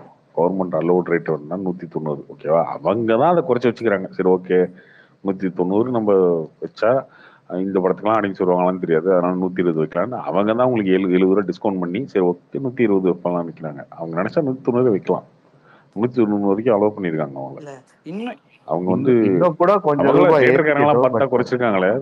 அதான் தேட்டர்காரங்களாம் குறைக்கிறாங்க. இல்ல இன்னொன்னு, 2015ல நீங்க ஸ்டூடெண்டா இருந்திருப்பீங்க, இல்ல ஜஸ்ட் இன்டு ஒர்க். அப்போ ஒரு 10,000 20,000 50,000 கூட சம்பளம் இருக்கும். இன்னைக்கு 9 வருஷம் கட் பண்ணீங்கன்னா அதோட பர்சன்டேஜ் ஆஃப் க்ரோத் வந்து மினிமமா ஒரு 50% ஆயிருக்காது 9 வருஷத்துல. அன்னைக்கு நீங்க வாங்கிட்டு இருந்த விலைக்கும் அன்னைக்கு சப்போஸ் நீங்க ரெண்ட் இருந்தீங்கன்னா அன்னைக்கு என்ன ஒரு 7,000 8,000 வாடகை கொடுத்துருப்பீங்க.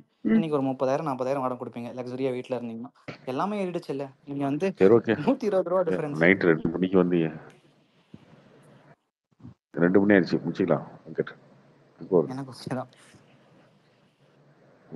ஓகேதான். எல்லாரும் போய் படம் பாருங்க, பார்த்துட்டு உங்களுக்கு எப்படி இருக்குன்னு சொல்லிட்டு சொல்லுங்க. Thanks Venkat for very nice comments.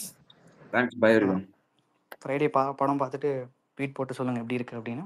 அந்த இந்த விஷயம், அந்த phone call matter first half second half வந்து படம் பார்த்ததுக்கப்புறம் சண்டே இந்த மாதிரி ஒரு நெக்ஸ்ட் மண்டே டிஸ்கஸ் பண்ணலாம். அது எவ்வளோ அழகாக இருந்துச்சு அப்படின்ற மாதிரி. Sure. Thanks bro. Thank you bye.